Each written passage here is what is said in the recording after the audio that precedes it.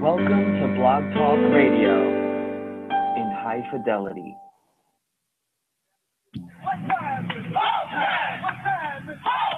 Broadcasting from Cincinnati, you're listening to the Ringside Reporter podcast. All the news in the world of boxing right here. Well, I'm talking to you the way I want to talk to you. Now, here's your host, Eric Lorda.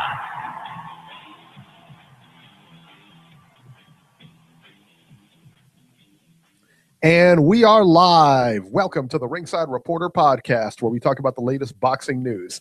If it's related to boxing, we'll talk about it here. My name is Eric Lorton. I'm here with my co-host, Ringside Robert, and England's adopted son, Joe Habib.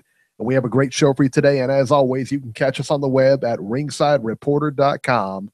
If you want to call and ask questions, you can give us a call right now at 323-870-3857. And we'll be here till about 9 o'clock tonight. And today we are going to talk about Luis Ortiz, reinstated by the WBC. We'll tell you all the details, but he's back in action. Failed VADA test or no, he's back. An arrest warrant has been issued for Cincinnati's own Adrian Broner. I think he's innocent, but hey, we'll let the judge decide. We'll tell you all about that. And a very heartwarming story about Floyd Mayweather adopting a panda. But first, we get started with HBO, Miguel Cotto versus Sadam Ali for the WBO junior middleweight title. Sadam Ali upset Miguel Cotto and ruined the Cinderella ending for the Puerto Rican icon. Ali scored a unanimous decision over Cotto by the scores of 115, 113 twice, and 116, 112. I had the fight 117, 111 for Ali. I just thought Ali was faster. He was sharper. He landed the bigger shots throughout the fight. Cotto was hurt multiple times in the fight, and he had problems with Ali's movement and speed, I thought.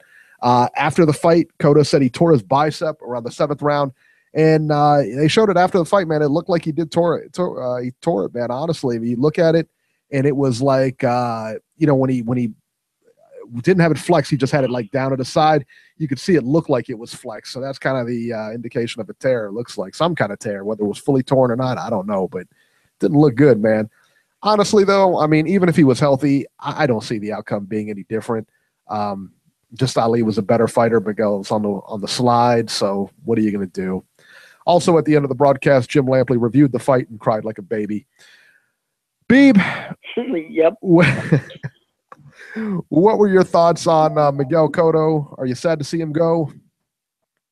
Always been a big Miguel Cotto fan. Miguel Cotto's definitely been in some pretty awesome matchups. Didn't win them all, but made a good account of himself on a lot of them, and does have some victories over some top guys: Shane Mosley, Sergio Martinez, Antonio Margarito. Those are very solid wins, and I think Miguel Cotto will be a first ballot Hall of Famer.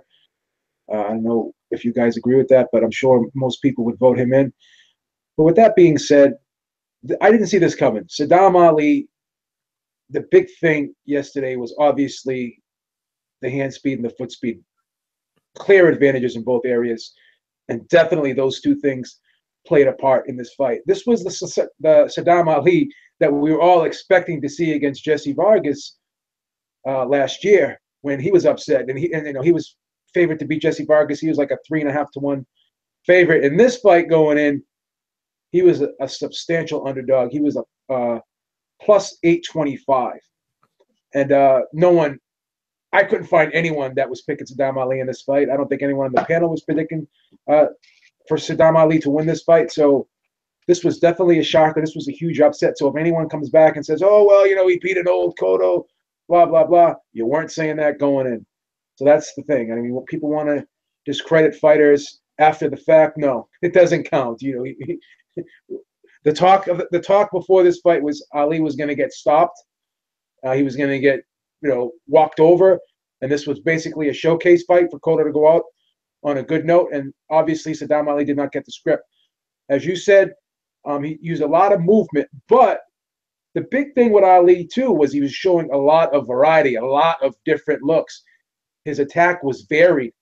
His jab was very active, and he was really setting up the shots, and he was countering a lot. He did a little bit of everything. He was moving. He was punching on the go. He was stopping and popping. He was setting his feet. And he was even getting Cotto to follow him around the ring, and Cotto could not cut it off because Sadam Ali was very, very adept at having Cotto walk into punches. He's maneuvering him into shots, getting him to go into positions and into areas in that ring where Sadam Ali could line him up. And Sadam Ali was actually hurting Cotto too. We didn't see that coming. But the thing was, the reason why I think he hurt Cotto was because he was so far ahead of him in terms of the quickness department that Cotto couldn't brace himself for these shots. He couldn't see them coming. He couldn't prepare himself for these shots.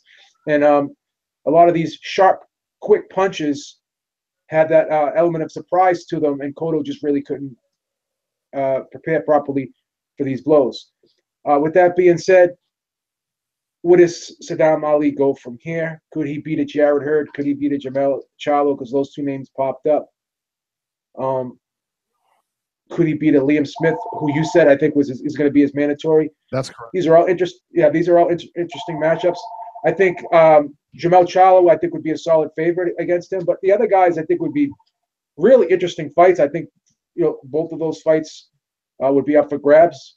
I think I would favor him against Liam Smith, and I would maybe slightly favor him against Jarrett Hurd. But Jarrett Hurd definitely has the ability to change the fight with one punch. But Cotto did fade dramatically down the stretch, and that was because I think he was forced to chase Ali early, and then once Ali started to see that the steam was getting taken out of Cotto's punches because of the fatigue factor that set in later in the fight, that's when he started to get in there and really sit down on some of these shots, and he outfought Cotto. Second half of this fight, he did the unthinkable.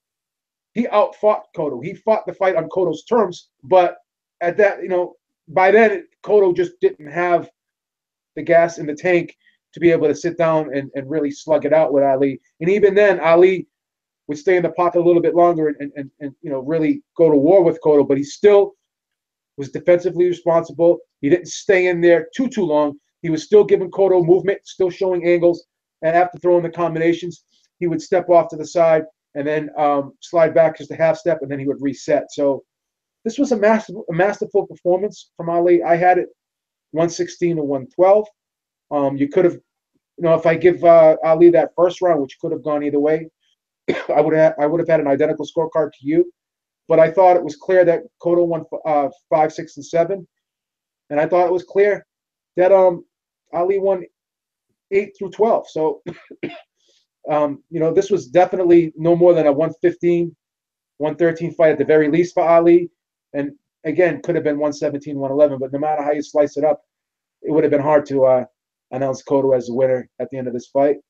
And I think we have another player at junior middleweight, and we have another huge upset, and we have another interesting, entertaining night of boxing, because this was a very entertaining fight. This was not a boring fight. I thought this was a really fun fight to watch. I thought it had a lot of action.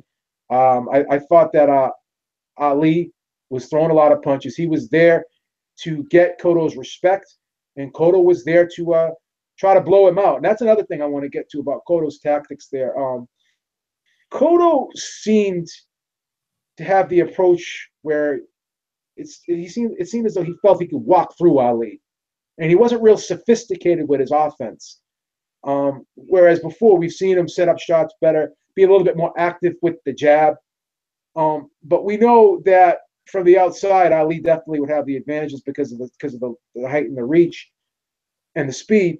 But even when Cotto got up close, Ali was still quicker, in the trenches, and I think that made a big difference. But Cotto did not pepper Ali at all with that jab. Was not very active with that jab, and he was pretty much walking forward, looking to load up with a big hook and looking to try to go to the body.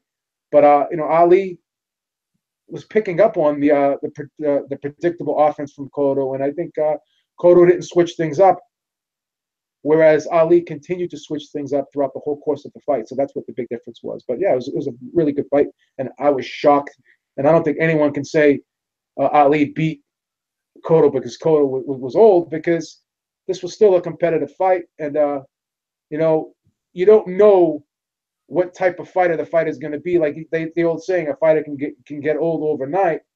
Well, I don't want to say that was the case last night, but obviously it wasn't the best Cotto, and we knew that going in, but we still felt this version of Cotto was still good enough to beat Ali. And a lot of people picked Cotto, as I said earlier. So we should still give Sadam Ali full credit for this victory. Yeah, I think so too. I think, and really, I mean, like I said, we were talking about the scoring. I had it 117, 111. You had it 116, 112, I believe.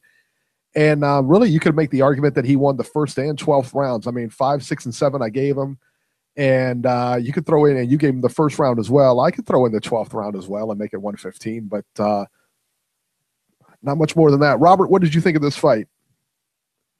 I went into this fight with low expectations, Eric. I wasn't excited about watching this at all because, remember, I made the comments last week that we're stuck with Sadam Ali and how boring this is going to be, and I'm glad I was proven wrong because Ali actually showed up to fight and he put on a good show and he earns this title.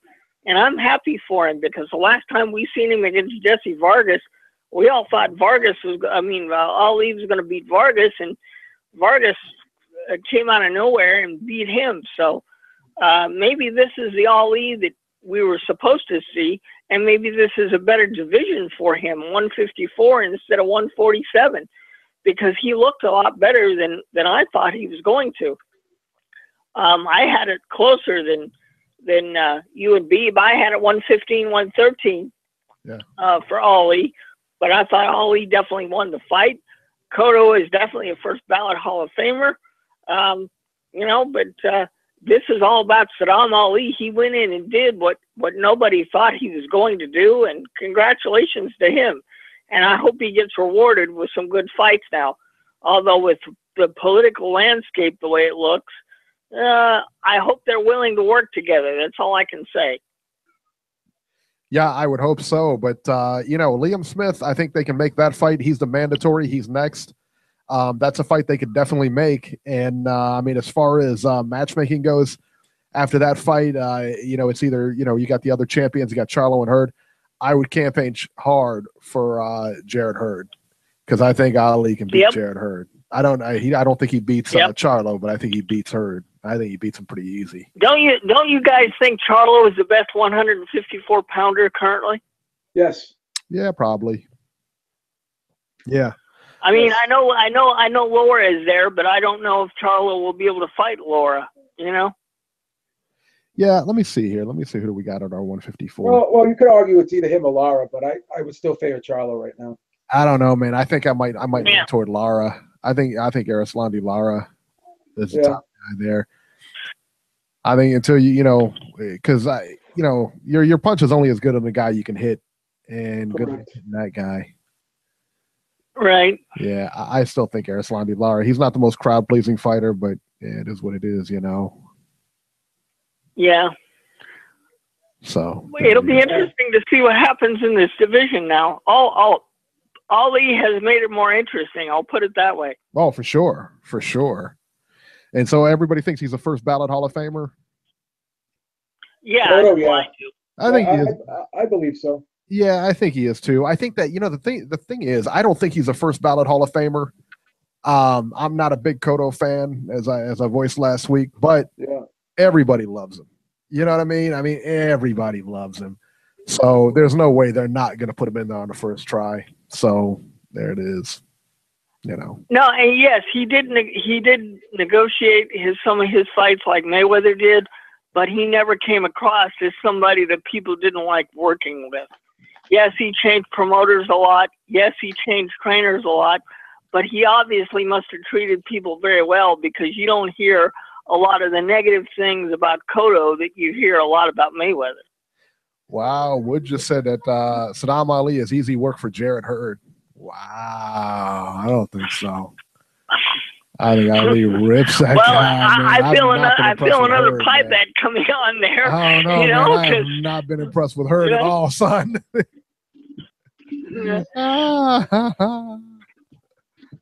But no, don't you guys agree? Since the last time we saw Ali at 147 against Vargas, don't you think he looks better at 154?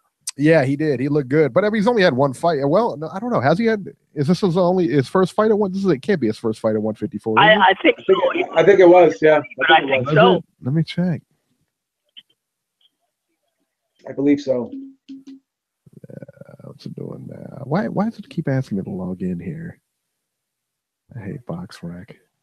Yeah, BoxRec makes you log in to see the weights. Like and stuff every time, I just logged in. It's so aggravating. You out? You know what I mean? Yeah, he was at 147. It's like yeah, the this is iPhone, first Eric. fight. If you don't leave it open, you have to open it up every time. So you know. Right. Yeah, so yeah, it looked like it was his first fight at 154. So yeah, there you go. Yeah. Yeah. And another thing I'll say in Ali's favor, he's got a good trainer in his corner. So you know. He does. I mean, yeah, he did a heck of a job in his corner, man. That's for sure. So. And that's the same guy that trains Daniel Jacobs. So you know, he's in a good camp there. Yeah, the media. I tell you what, the media really loves Miguel Cotto. I don't like Miguel Cotto. Like I said, man, he holds that. When he held that middleweight title hostage, I wasn't a big fan of that, and he made people fight at 155 for the middleweight title. I mean, it was just ridiculous the stuff he was doing. And well, that's where Canelo got the idea. Yeah, that was ridiculous too. But you know, be that as it may, it's his title. He does whatever. Did you guys see Dan Rafael's tweet? And no, what did he say? It was he updated his profile picture, I guess, and it was him facing off against Miguel Cotto. It was pretty cool. It was a pretty cool picture where like Miguel, you know, they're like doing a face off, like at the weigh-in type thing, and they were like doing a face off. It was pretty cool. But Dan Rafael got like torched on Twitter after that. They were making comments about, you know, they said, you know, Miguel's opponent's not going to make weight. I mean, they were just killing him. But I thought it was a pretty cool picture from ESPN. So right. All right. So the undercard here: Ray Vargas versus Oscar Negrete. Vargas won a unanimous decision by the scores of 119, 109 twice, and 120, 108. Pretty one-sided fight. Any thoughts on this fight, Beeb? No, Vargas is definitely a very good fighter, and he was able to control this fight definitely from the outside, and he was able to dictate the pace, and he was the ring general in here. Unfortunately, the butts made the fight look a lot more interesting than it really was, but other than that, this was a very uneventful fight, in my opinion. I thought so. What did you think? I thought it was pretty uneventful. I mean, it's one of those fights you're just kind of like waiting to pass the time and just hoping it gets over. Hoping somebody lands a shot and gets out of there. You know what I mean? But Vargas can fight, though. Yeah, for sure. For sure. My question is, with him being 5'10.5" at 122 pounds, is he ever going to be in a competitive fight where somebody's going to have a legitimate chance against him? No, because he's so much bigger than everybody else in that division. If you're 5'10" and you can make this weight class, and you can fight remotely decent, you're going to be pretty dominant. I don't know, man. I got Diego De La Hoya in that division. You got Guillermo Rigondeaux in that division. Yeah. Yeah, but Rigondeaux's not going to be there too much longer. And still, imagine him, 5'3", going up against a 5'10" guy. I mean, come on. Yeah, I don't know, man. Yeah, no. Look at Floyd. Look at Floyd and what's his face? Corrales. Well, that's 5'8" versus 5'10". Or 6'1", I'm sorry. Yeah. I was going to say, yeah. 6'1". Corrales looks like a monster. 6'1", yeah. In that fight. That's a good one. I'd like to see him actually go up in weight so he's in more competitive fights. Because I don't think Rigondeaux after Saturday night is going to go back down to 122. I could be wrong, but No, I don't know. I mean, he didn't vacate. Did he vacate his title? I don't know. I have no idea. And I heard the WBA wasn't going to sanction this next week. I heard the WBA. I guess. No. This is what's going to happen. This is what's going to happen. This is the story. If Rigondeaux loses, the WBA is going to vacate his title at 122 pounds, which is utterly ridiculous. Say this again. What? Rigondeaux's fighting. In other words, Lomachenko at 130. And if he loses against Lomachenko, the WBA is going to vacate his title at 122, which makes utterly no sense whatsoever. Okay, let me get this straight. So if he loses the fight, they're vacated. Yes. And even though his title is a fucking idiot. That's correct. That doesn't make any sense, son. Makes zero sense. If he wins it, they're going to vacate it, right? Well, even if he wins it, he still has the choice to make if he wants to stay at 130 or go back down to 122.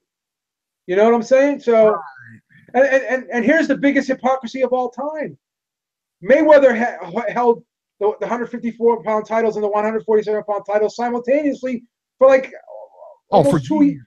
For 2 years at least. Ridiculous. For 2 years and no one did anything. And he wasn't fighting a mandatory for years. Ridiculous.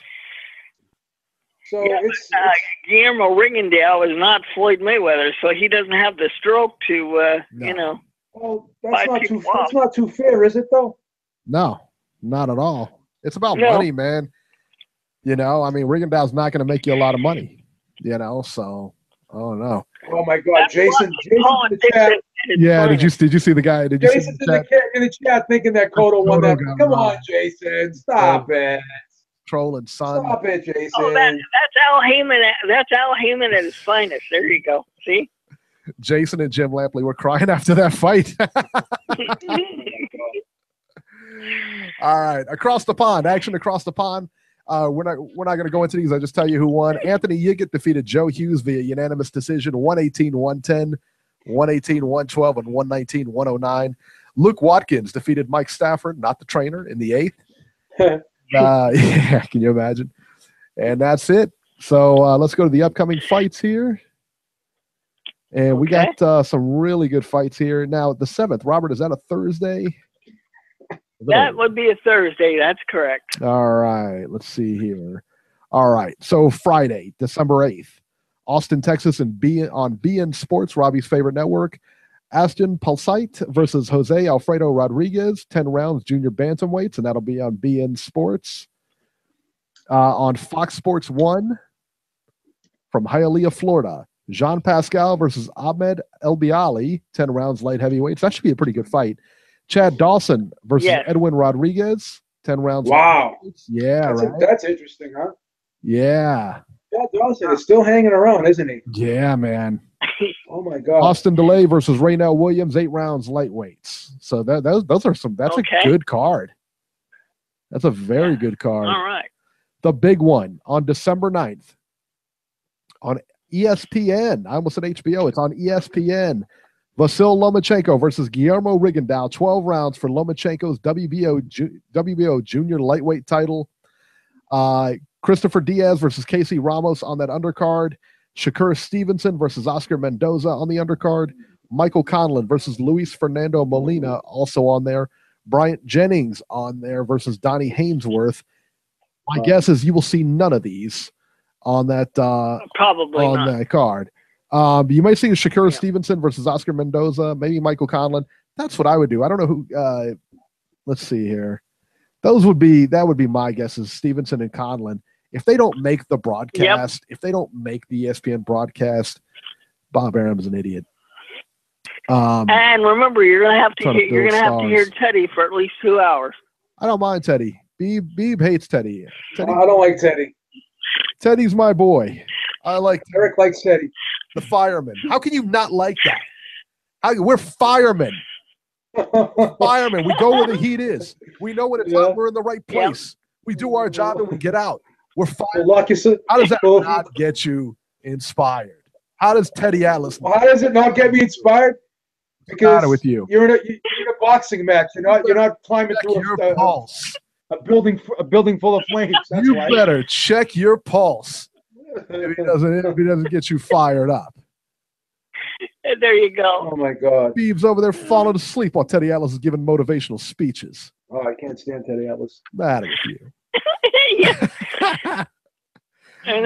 Also, this is going up, and I believe, I don't know what the times are, but HBO has also got a card on December 9th on Saturday. Orlando Salido And so versus does Mickey HBO Roman. Latino. Orlando Salido versus Mickey Roman, 12 rounds for the vacant WBC interim junior lightweight title. And Tevin Farmer versus Kenichi Ogawa, 12 rounds for the vacant IBF junior lightweight title. That's the one. That's the one that is that the one Tank vacated? Or I guess the IBF, I thought. yeah, the IBF too. Tank Yeah, vacated the IBF, yeah. Yeah, okay, so they're fighting for Tank's belt. Well, he got stripped. He didn't really. Yeah, And he couldn't make weight. Yeah. And that's supposed to be a triple header on that, and that's from Las Vegas. Francisco Vargas versus Steven Smith, 10 rounds, junior lightweights. Dennis Shafikov also on there versus Rene Alvarado. So no, that'll be on HBO Latino, Eric. Okay. The Shafikov fight that'll be on HBO Latino. They're having gotcha. a card the same night. Very cool. Well, that must be the undercard then, and they're going to show the regular card on HBO. Okay. Right. Yeah, they're going to show the undercard on Latino and then the regular card on regular.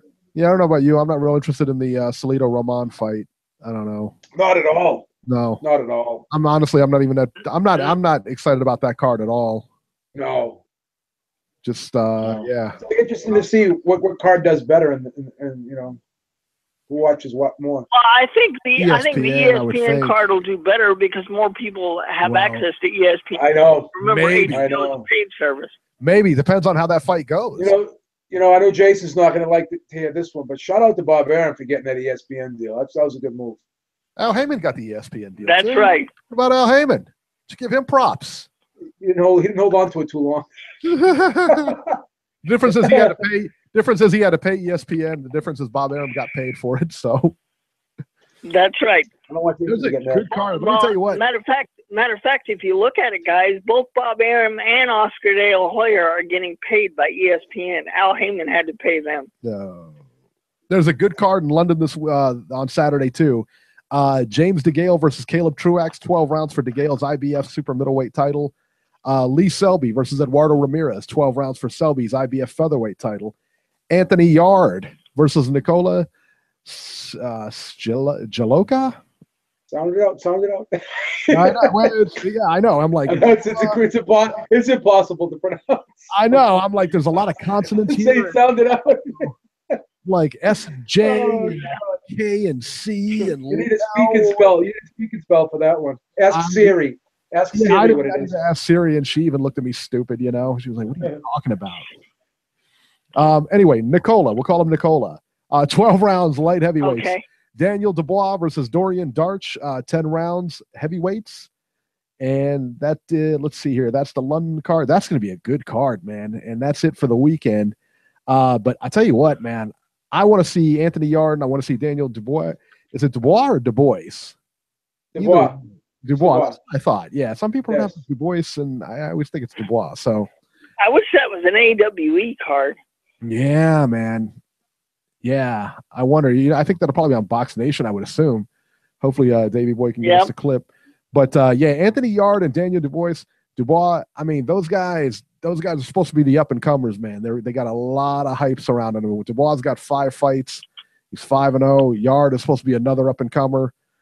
Yeah, Anthony Yard is the one they're really hyping up too. So I can't wait to see that guy fight again. Yeah, I like them both. So let's talk about this for a second, man. Vasyl Lomachenko versus Guillermo Rigondeaux. For Lomachenko's junior lightweight title. I tell you what, man, this is a good fight. This is a really good fight. But, Robert, like you said, you think that ESPN would get more viewers, but, this has also got, stalemate written all over it. This has also got, like, non-exciting fight written all over it. I think, like... I'm not so sure. I'm not either. Because, like, you, me, and Beeb would like those type of fights. I like the defensive type of fights and everything like that.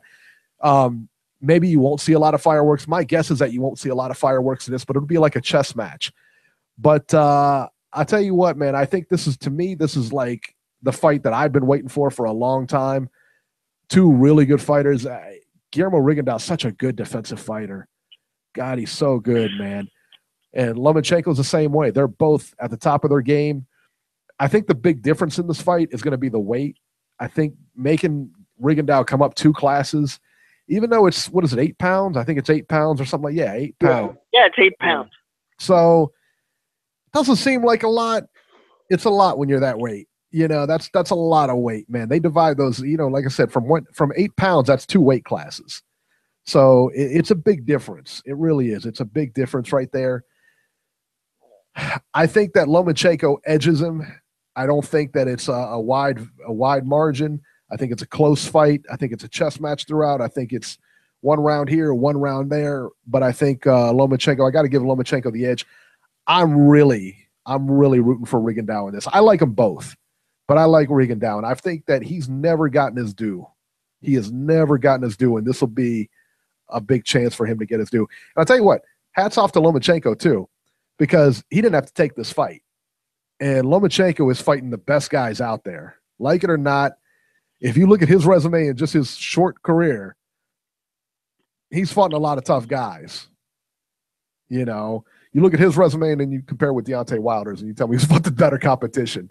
Lomachenko, he fights killers, man. Gary Russell, Rigondeaux. He's fighting a lot of good guys. So, Beeb, break it down for me. You know what's so crazy? I'm going back and forth on this because I'm looking at it now and I'm saying, Lomachenko's been fighting better guys recently. He's been more active recently. He's younger. He's bigger. Arguably, maybe quicker. Arguably, maybe you could argue that he may hit harder because Rigondeaux's got that explosive power with that left hand, sneaky power with that left hand. Both guys are really highly skilled, but let's go to one thing that I'm kind of second guessing on: the size. Because Rigondeaux's 5'4", Lomachenko's 5'6". But here's an interesting stat that I really never thought about. Rigondeaux's got exceptionally long arms for a man his height. He's got a 68-inch reach. Lomachenko has a 65.5-inch reach. And Rigondeaux can fight really well on the outside.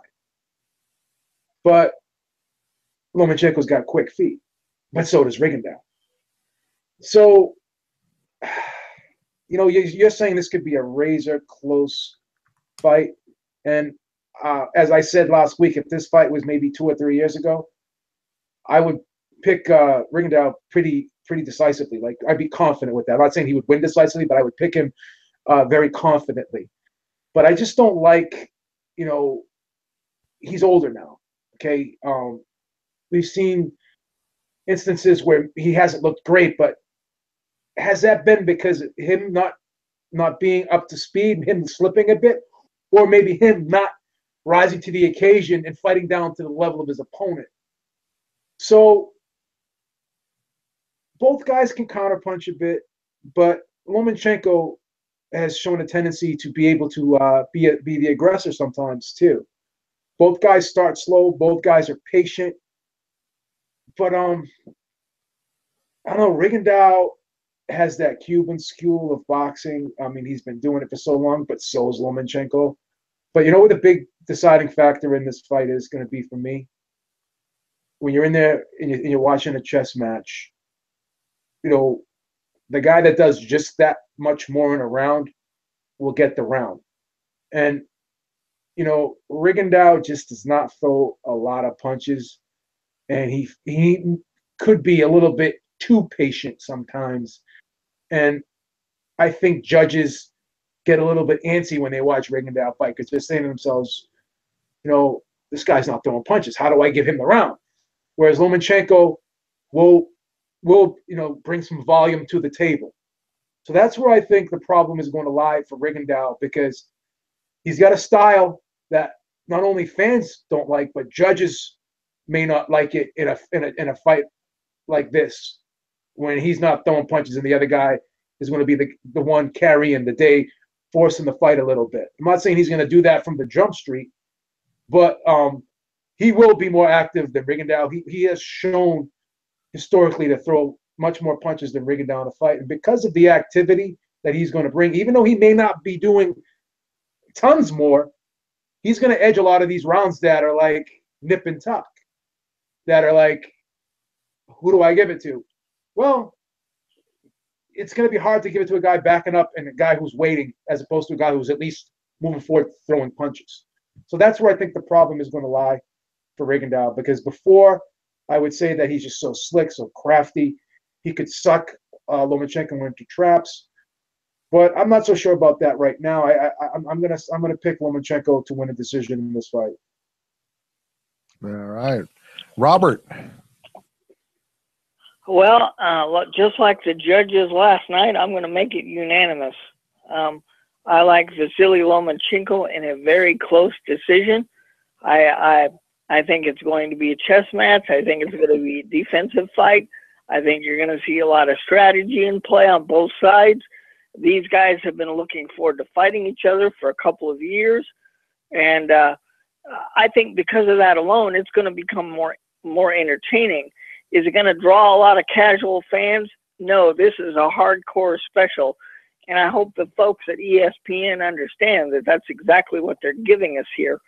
But I expect very, very close scorecards, and I expect Lomachenko to come out on top. And it would not surprise me if it turns out to be a split decision and maybe a possible rematch down the road. It's funny. We're all choosing this to be a very close fight. It's going to be like a 2-round blowout or something like that. Watch, somebody's going to get caught and get blown out or something like that, man. Yeah. So there you go, man. And also, too, I want to give a shout out to this guy, man. And I think he stopped making videos. I don't know. If you go to YouTube and you search for a Rigondeaux film study, there's a guy on there. His name is Wilson Kayden, Kayden, and he gives you he breaks them down really well. And he breaks down like where Rigo places his feet and where boxers. He's got a whole bunch of film studies on there, but he's got two of them. One is about Rigondeaux and one is about Rigondeaux and Lomachenko together.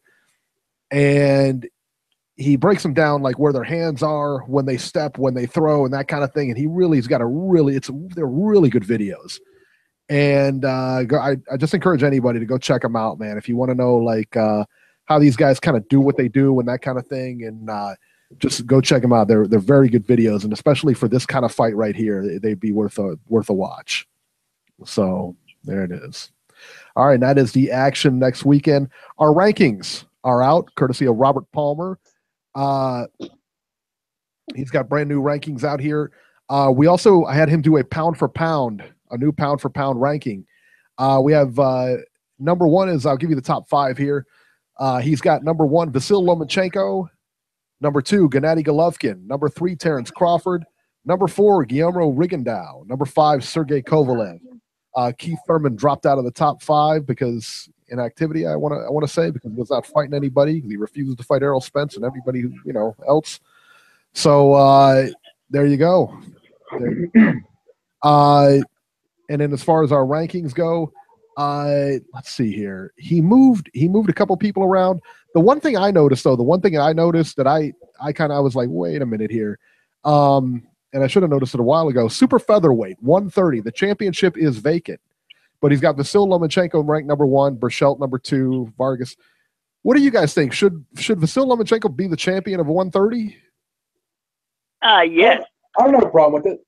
Okay. All right. And then for super bantamweight, Rigondeaux, he's got as number 1, the world champion is vacant. And I would put Rigondeaux as a champion there, but again, I don't know. But Ray Vargas is in there also. He's ranked number 4. Yeah, well, I have a feeling Rigondeaux is going to vacate his titles, or I would think so. Yeah, so I would that think may so. be a moot point. Yeah, I would agree with that.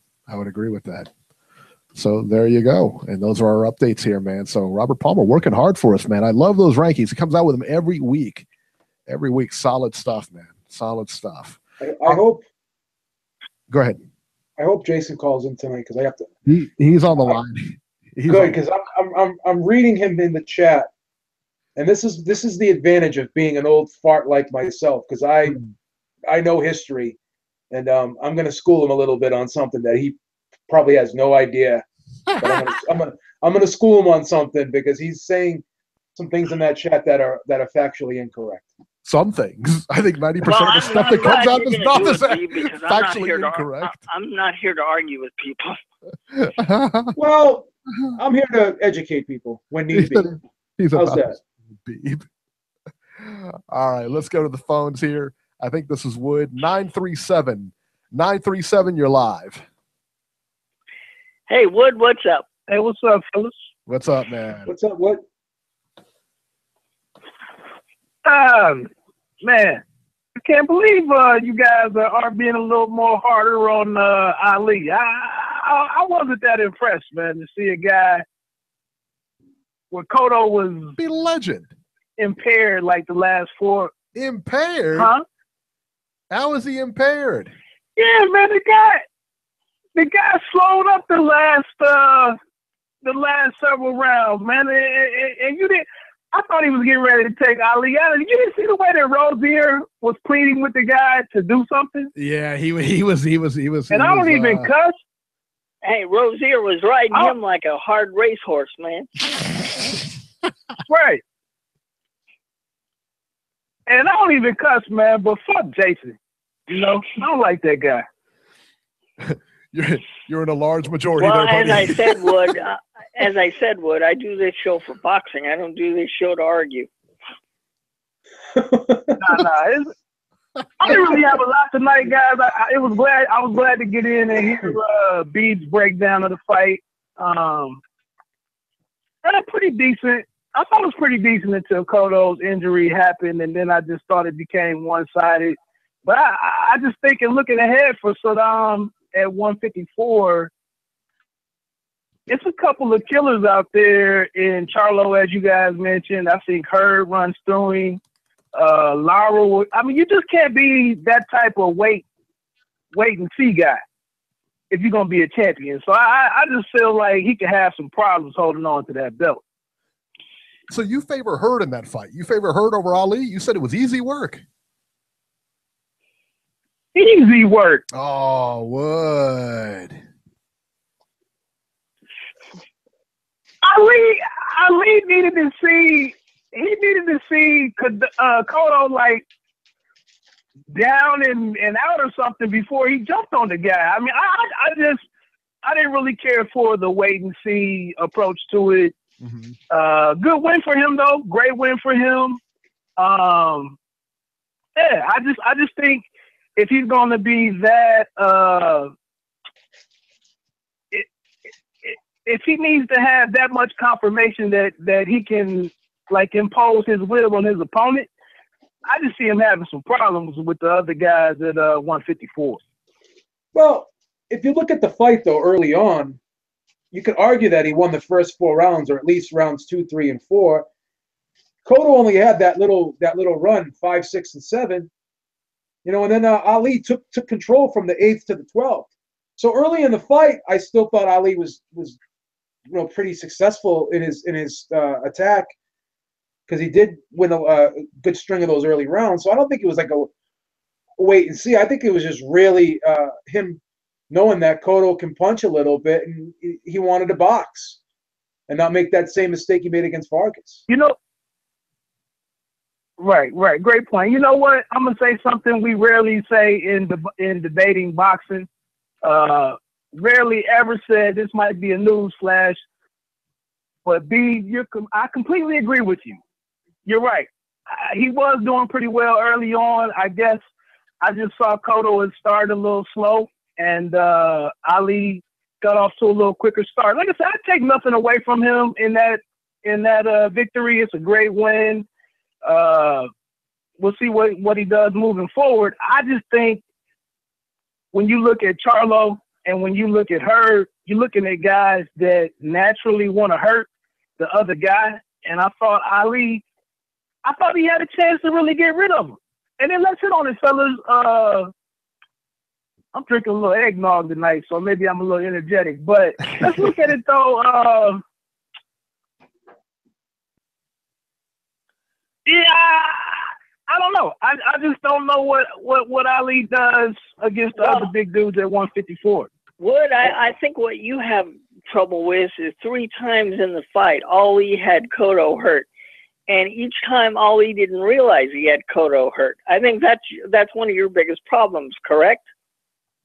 You got to believe what your eyes are telling you. And you're right, Robbie. It's just, get this guy out of here.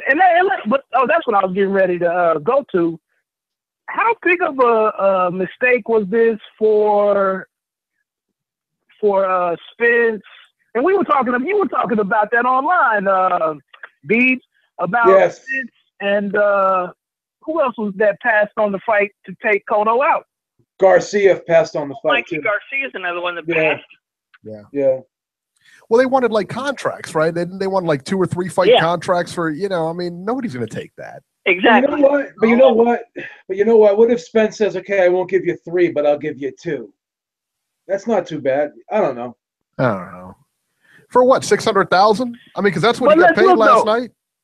Oh, is that what what's his name got paid? Ali got paid last night. Yeah. Ali got paid 600,000. Cotto was 750, and Ali was 600 grand. Yeah, that's all he got. That's not bad for him, no. Not bad. No, it's not bad for him, but like Spence. But that's what they're probably offering Spence. Yeah, Spence is getting allegedly $3.5 million for Peterson. I don't know how, right? but I'm glad for him. Yeah, I mean, what's he gonna do? Take that pay cut and go fight Cotto? No, well, this is the thing though. You get a bigger name on your resume, with all due respect to Lamont Peterson, and you pick up another title. Yeah, but I mean, as Eddie Hearn would say, you expand your profile. That's how we say it over at our Matchroom. But why would you want to pick up another title this early when you could probably dominate 147? You're not ready to go to 150. You know why, Robbie? Because then when he sits down with Keith Thurman, and Keith Thurman's bragging about how he's got like he was doing the other day with all due respect to Keith Thurman, he's sitting there on Fight Hype saying, "I'm the man. I got 2 belts." Well, Spence could come back and say, "Yeah, you're the man. You got 2 belts, but I'm the man because I got 2 belts too, in 2 divisions." This is how you do it, man. I used to be a manager back in the day. There you go. Hey, Wood, before you get out of here, who do you got next Saturday night? Lomachenko or Rigondeaux? I'm really starting to feel like Lomo could run away with it and hide. I don't know.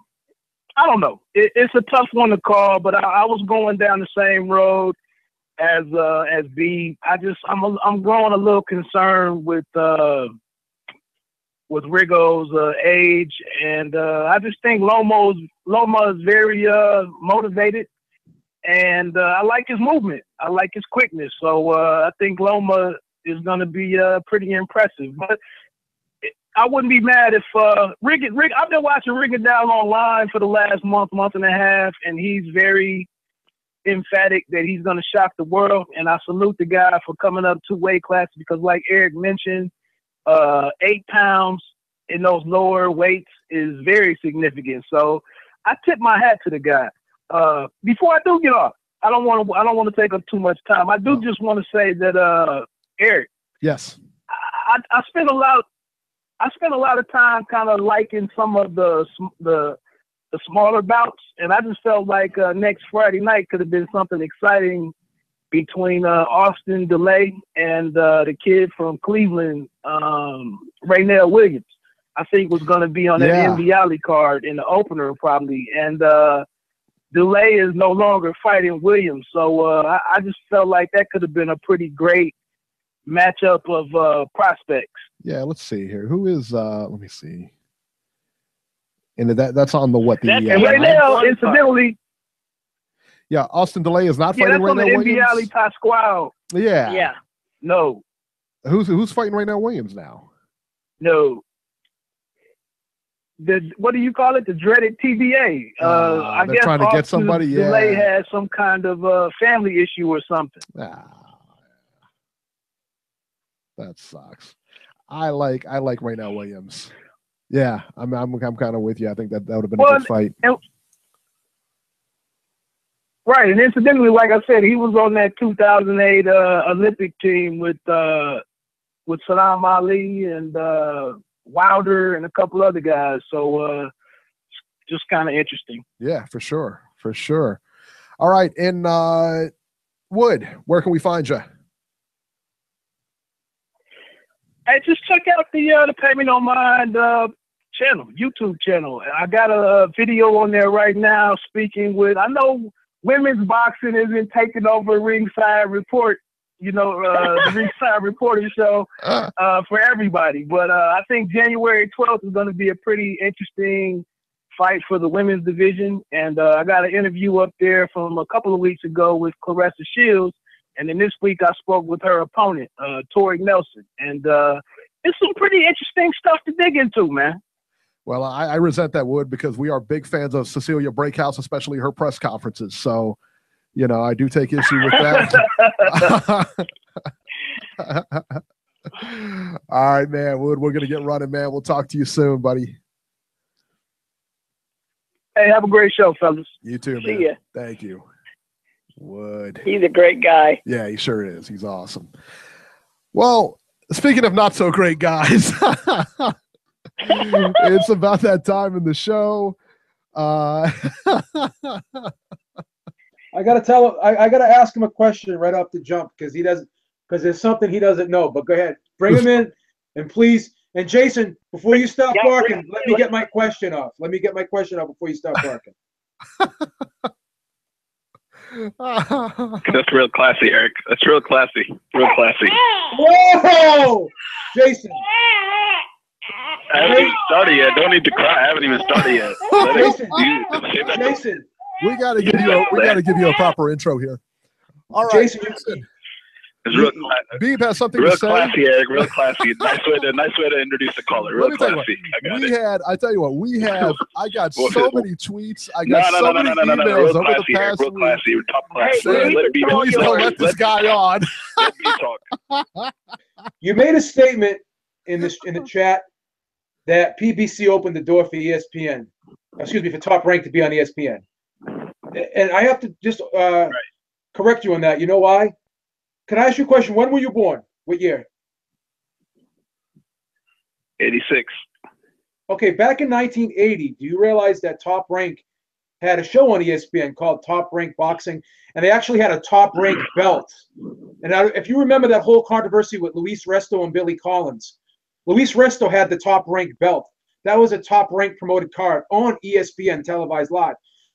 So from 1980 to 1996, ESPN had a deal with Top Rank, and they promoted a weekly series with just Top Rank fighters. What is from 1980 to 1996? I know all this, but let me cut you off. Without PBC coming in out of the gate, buying at least probably like hundreds of millions of dollars of free airtime over multiple networks, showing boxing on a weekly basis and getting the 3 million, the 4 million ratings, the 6 million one time, ESPN was not going to invest that big in boxing. And you and I know this, so that's why they were doing those janky ass Friday night fight cards for years, and they let PBC take that over. Without PBC showing them that it's possible to get these big ratings, they weren't going to invest in that shit. How did that just happen all of a sudden? Yeah, but why would they not invest in it? Like that's just my opinion. That's it. Okay, that's your opinion, but my opinion is, why would they not invest in someone like Bob Arum after having done business with them in the past for a long period of time? Think about that, 1980 to 1996. Because why didn't they invest? They have a 16-year history. PBC, because his roster was way better before PBC started. Now his roster is like complete dog shit. He has no fucking roster. Shit. They're investing in him now because PBC showed them what is possible if you put on some decent fights. And they haven't. What good fights have Top Rank put on this fucking in 1 year? How many good fights? Why did PBC have to pay for the airtime? Top Rank is getting paid by ESPN. Because there was no boxing on these big channels when PBC started. Besides that once a month that piece of shit Friday Night Fight show card. That's it. Who else was doing boxing on these big channels before PBC came in? Who? Boxing's always been on television. Boxing's always been on television. It was on ESPN, USA Tuesday Night Fights. Before PBC bought all that airtime, boxing was dying on Showtime and HBO. It was never. It was not on these fucking channels for the past 10 years, right? And where am I lying? The only thing PBC did that was so monumental was bringing boxing back to CBS and NBC, because boxing's always been on these other channels, and it used to be on CBS and NBC. It used to be on CBS and NBC, but it's been a long time. On that point, I'm telling you, PBC brought boxing on these networks after 10 or 15 year layoff, right? There was like ESPN still showed boxing.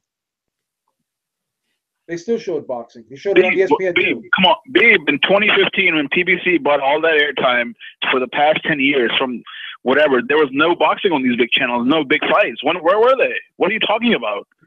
I'm not talking about the 90s. I'm not talking about the early 2000s. I'm talking about from 2005 to 2015 when PBC started. Was there any big boxing going on NBC? On ESPN, the regular channel? No, but there was on ESPN too. There was boxing on ESPN too. Yeah, once a month, a piece of shit card with people that nobody cares about, right? But at the end of the day, yeah, those weren't good cards. I agree 100%. But at the end of the day, you can admit you're wrong. It's not going to make you any less of a genius. Come on. I just told you that. Yeah, you're right about that. Vice versa too. That's not only. But that's vice versa too. You can admit when you're wrong, right? That was on TV that was so horrible. PBC is the one that brought that premium product on all these channels. That's it. We don't have anything to argue about, really. Another thing. Can I ask you a question? Did you ask your question? We were arguing about Wilder not being a star last week with Eric and stuff. Cotto did pretty much the same numbers as Wilder, and this is supposed to be the mecca of the Puerto Ricans, and this is supposed to be Cotto's home. Jason, Cotto did like 12,000. Did you have Cotto winning that fight last night? And change. So Jason, you think PBC? Hello? Yeah. You think PBC has done everything right since their inception? You have zero criticism for PBC right now. Zero. Beeb. Who has done everything right? Who does everything right? Nobody. Exactly. But you have not said one critical Why are you expecting PBC? You have not said one critical thing. You have not said one critical thing about PBC. Supporting Al Heyman and what he does. You have not said because one Al critical Heyman thing. has been giving us the better fights out of any promoter. Is that a lie or is that just fantasy? Al Heyman is not a promoter. Yes, he is. I don't give a shit if he doesn't have a promoter's license. I don't care as long as I'm getting good fights. Why would I care? I don't give. Can you admit that Al Heyman is? Al Heyman's not a promoter. I don't care if Al Heyman's not a promoter and he's giving me. Can you admit that Al Heyman's been very inconsistent, though? Why should I give a fuck as long as I'm getting good fights? Can you admit that Al Heyman has been very inconsistent? Can you admit that Al Heyman has been very inconsistent?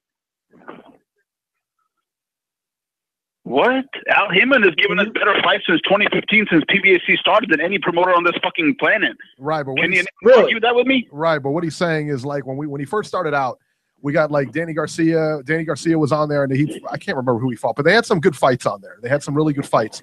He's very inconsistent. As he went, they've had good forward. fights in 2016 and 2017 all year round. What are you talking about? But he's had a lot of shit fights too, right? 2016 and 2017. But there's been a lot of shit fights too, right? But there's been a lot of shit fights too, right? Who doesn't put out shit fights, Beeb? Who doesn't put out shit fights? Fucking Canelo versus Kirkland, Canelo versus Angulo, Canelo versus Chavez, Manny versus fucking Judy. But PBC, Brooke but the second Evan, Brooke versus fucking Joe Jordan. Who is not putting out shitty fights? Can you? But can we argue? Can we admit? Use these same horseshit, tired ass talking points for PBC. Who is not putting out? Can you admit that the second half? Can you admit the second half? Who does not put out shitty fights? All right, listen. Who doesn't? He's trying to yell over me. Can you admit? Can you admit the second half of 2017 for PBC fights has been pretty weak? Yes or no? All right, let me put them back on here. One at a time here, guys, or else we can't hear. You're just talking over each other. Broner, didn't we? All right, so go ahead. Can you admit the second half of the year for PBC fights has been pretty weak? Yes or no? Beeb, didn't we just see Charlo, Lubin, Hurd, Trout, Mikey, Broner recently? Good card. Good card. But can you admit that the second half has been weak? You mentioned two. You mentioned the second half been not weak for anybody else. Who's putting on these exciting fights? See that's your answer. That's your answer to everything. That's your answer to everything. Why can't you just? It's okay. You could say it that the PBC has had a weak second half. Yes or no? But Beeb, everybody has a fucking weak half and weak years, but it seems like every time. Oh, okay. But can you say it? Can you say it? That's what I'm kind of disturbed about. Out of your mouth, just say PBC has had a weak second half of 2017. Just say it. I don't think they have, because I've seen better fights on PBC than I've seen on any other promotion. Who else has put on better fights than PBC and 50-50 cards like PBC? Who else has? Wasn't Canelo Golovkin a 50-50 fight, supposedly? All right, that's one fucking fight in 1 year. What else? Hey, what about Wasn't Joshua Klitschko Yeah, that was a great card. That was a great card. Okay, that's the exception to the rule on HBO. What else? I guess the big point. If you're going to say BBC is having a week this, then you're automatically saying everybody else is having a great, because you don't always say everybody else. I didn't say that. I didn't say that. I criticize all of them. Let me jump in here. Because he's never going to. Go ahead, Eric. You guys are just going to agree to disagree here. But let me ask you this: last night, did you have Cotto winning that fight? Because he said in the chat, if Cotto was not retiring, he would have gotten the win. And can anybody disagree with me that? Does anybody disagree? If Cotto was not retiring, he would have gotten the win. Yeah. Why? Fight. Why would he have gotten the win if he lost? How did you score? How did you score? I said no. Why did you? No, I said if Cotto was not retiring last night and Golden Boy still had options on him, he would have gotten the win. Am I wrong? No, he would not have gotten the win. I don't think he would have gotten the win either. If he you are. Gamboa just got the win over Sosa. You don't think Cotto would have gotten the win over Ali in his own fucking hometown? No, I don't. I don't. You know what? If they weren't going to give him the fight last night, I mean, is much fanfare and everything like that was going into this fight. If he didn't get the nod last night, he ain't getting the nod. He's not going to get the nod. He didn't get the nod last night because that was his last fight, Eric. Don't be an idiot, okay? No, he didn't get the last fight. Don't be an idiot. He's telling you, Clay. He's trying to tell you. He calls you an idiot. If he had a Canelo rematch schedule, he was going to get that win, no matter what. No, you're wrong, man. You're just being obtuse right now. So Pacquiao said that one fight. What did he fight? When he fought Vargas, he said that was his last fight. And he came back and still fought. So what difference does it make? Right. Who cares? Yeah, we don't know if that's his last fight or not. Just because he says it. Just because he says it. People say they're going to retire all the time and still fight. Right. Who the fuck believes that? But here's another thing to say. One more thing on PBC. I just have no. I know if Cotto was still going to fight on, he was getting that decision. I have no doubt. One more thing on PBC. One more thing on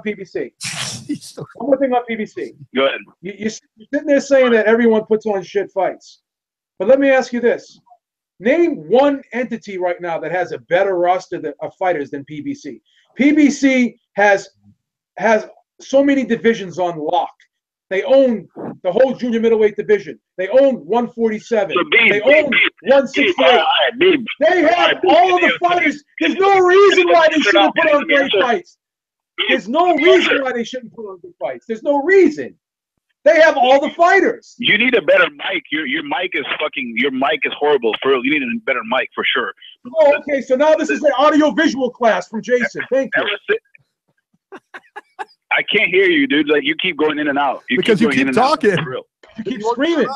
Of course, you're not going to hear me if you scream at the top of your lungs. You're using a megaphone over there. I can hear Eric and everybody else, but I don't hear you clearly. But listen, you're the only one that can't hear me clearly because you're screaming over me. DeGale versus Jack and Tank versus Pedraza. PBC has been giving us the best fights in fucking boxing. Can you disagree with that or no? You're not answering my question. You're not answering my question. Why wouldn't you expect the entity that has all of the fighters, all the top fighters in many of the big divisions, right? Why would you not expect them to put on better fights than other entities who don't have those same fighters? That's common sense.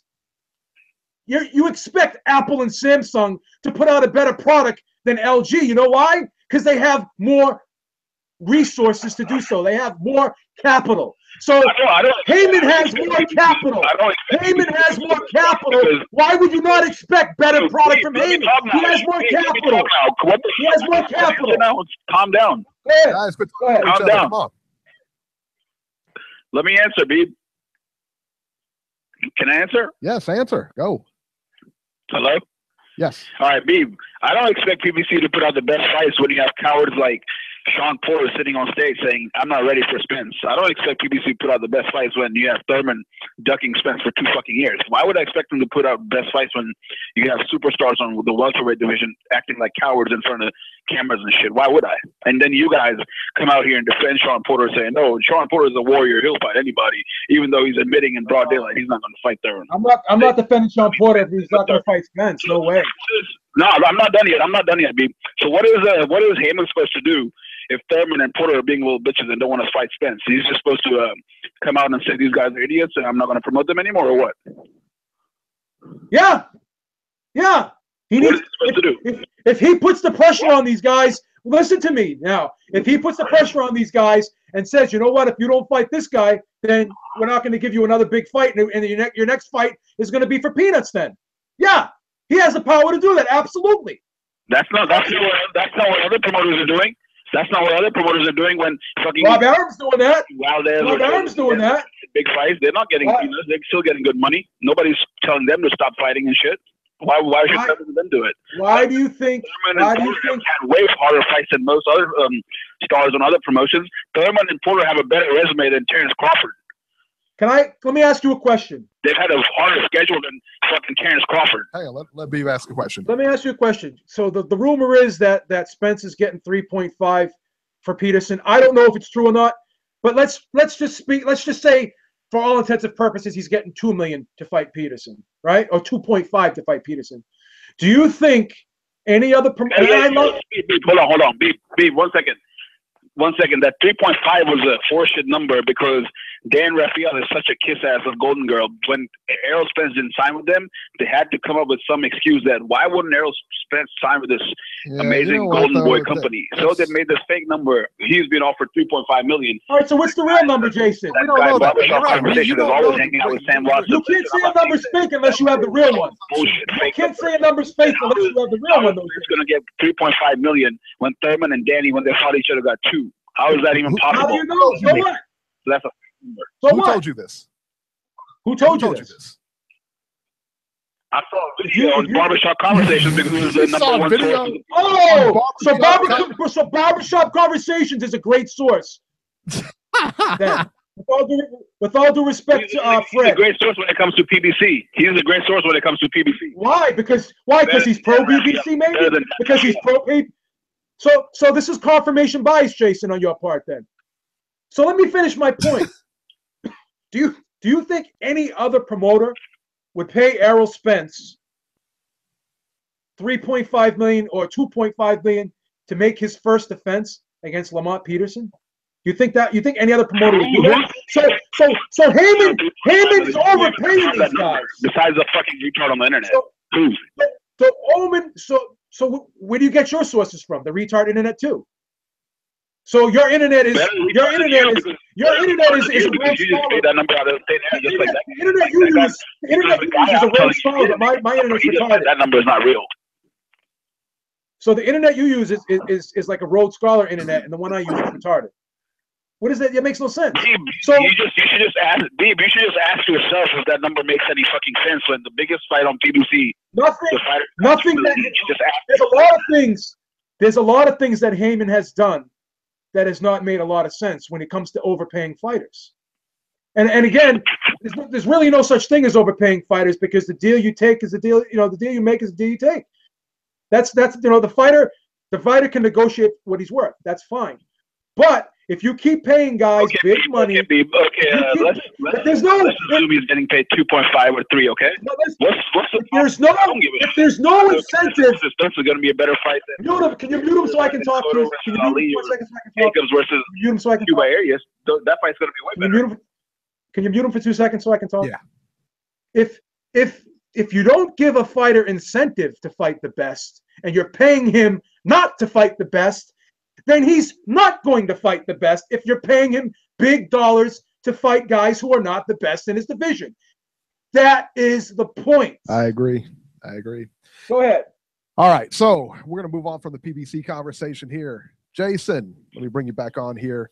Beeb, are you done with the red, or can I answer? No, we're done with the PBC. It's done. Let him finish, and I'm not going to talk about it no more. No, I'm going to give him it's boring, man. Come on, go, Jason. Hurry up with the PBC because I got. Beeb, who's getting overpaid though? Thurman's biggest payday was $2 million when he fought Danny Garcia. He got like 1.5 or 1.6 when he fought Porter. How is that getting overpaid? How much did Danny Garcia get to fight Rod Salka? I don't know. Was it over $1 million? Was it over $1 million? Was it over $1 million? Yes or no? Unless you have a source for that, Beeb, that's a fake number. That's not. I'm just asking you. I'm asking you. No, I'm asking you. How much did he get paid? I have no idea. I heard he got 1.5. That's what I heard. That's what I heard. Well, that's how much did Canelo get to? How much did Canelo get paid to fight Kirkland, the guy that got knocked out in 1 round by that Japanese cab driver? I don't really know, to be honest with you. I don't know. Who cares? Who cares how much? Yeah, he got 3.5 million. 3.5 million. All right, so let's do this. So that's okay, Beeb? Is that okay, Beeb? Since you know why it's okay? You know why it's okay? You know why it's okay? Because we got a Golovkin fight out of it. That's why it's okay. And until we get a Thurman Spence fight, we didn't get Golovkin after Kirkland. We got Smith. Then we got Amir Khan. What are you talking about? But we did get Golovkin, did we or did we not? Well, Danny fought Thurman also. A year later, we got Golovkin. Stupid logic. Is that okay? A year later, we got Golovkin. Danny fought Matisse. Yeah, and a year later, and Kirkland was a year before GGG also. What are you talking about? You're making my point for me, dude. Come on. And guess what? We're not gonna get Spence Thurman or Spence Porter or Spence Garcia until the next presidential election. So why, Beeb? Why don't you say why? Why don't you say why we won't get it? Why don't you just say because Heyman will pay these guys millions of dollars to not fight the best. That is why.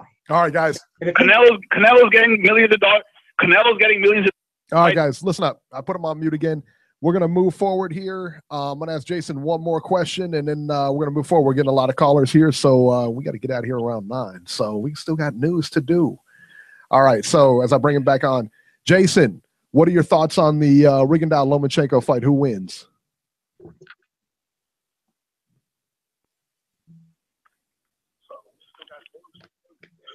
Hello? Hello? Did he disconnect?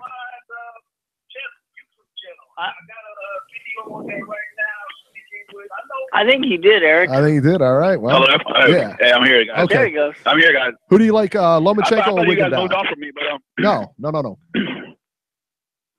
Lomachenko or Rigondeaux next week? Say that again. Lomachenko or Rigondeaux next week? Lomachenko, Rigondeaux. How is this the biggest fight in the fucking boxing world when this guy is moving up 2 fucking weight classes when he got dropped by some Japanese cab driver like last 2 years ago? How is this supposed to be the biggest fight in boxing? I don't get that, first of all. Hey, anybody can get dropped. I mean,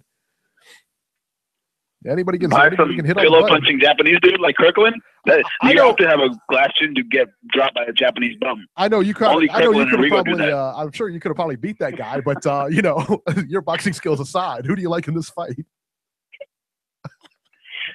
I like Lomachenko by embarrassment and humiliation. You think he's gonna make Rigo quit? If Rigo's gonna go into a shell, he's gonna be so lost because he's so fucking small and he's so fucking old. And I just also wanted to leave this. We've been all this conversation. I'm about to end this with this. All this conversation has been all these fucking losers that don't want Joshua to get knocked out by Wilder. All this has been he doesn't sell tickets. So let me just end this with this. Wilder sold 11,000 tickets in New York where he doesn't live. He's thousands of miles away. Danny Jacobs with that huge superstar promoter sold like 5,500 tickets. Cotto, this huge superstar, sold 12,000 tickets. And Wilder sells 11 in New York all the way away, thousands of miles away from his bum-ass Alabama town, and he's not a star. But Cotto and Danny Jacobs are big stars. Thanks, guys. Have a great night.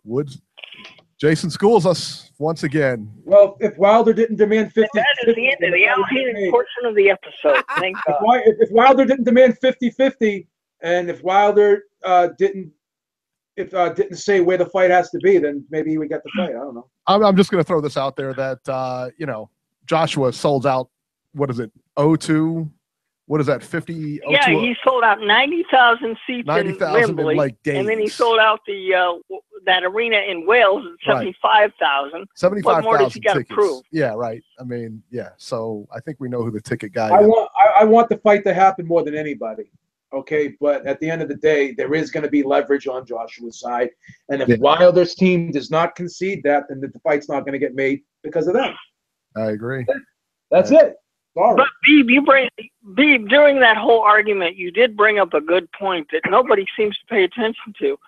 Al Heyman does overpay his guys, and I think that's one of the main reasons why we see a lot of inactivity on that side of the fence.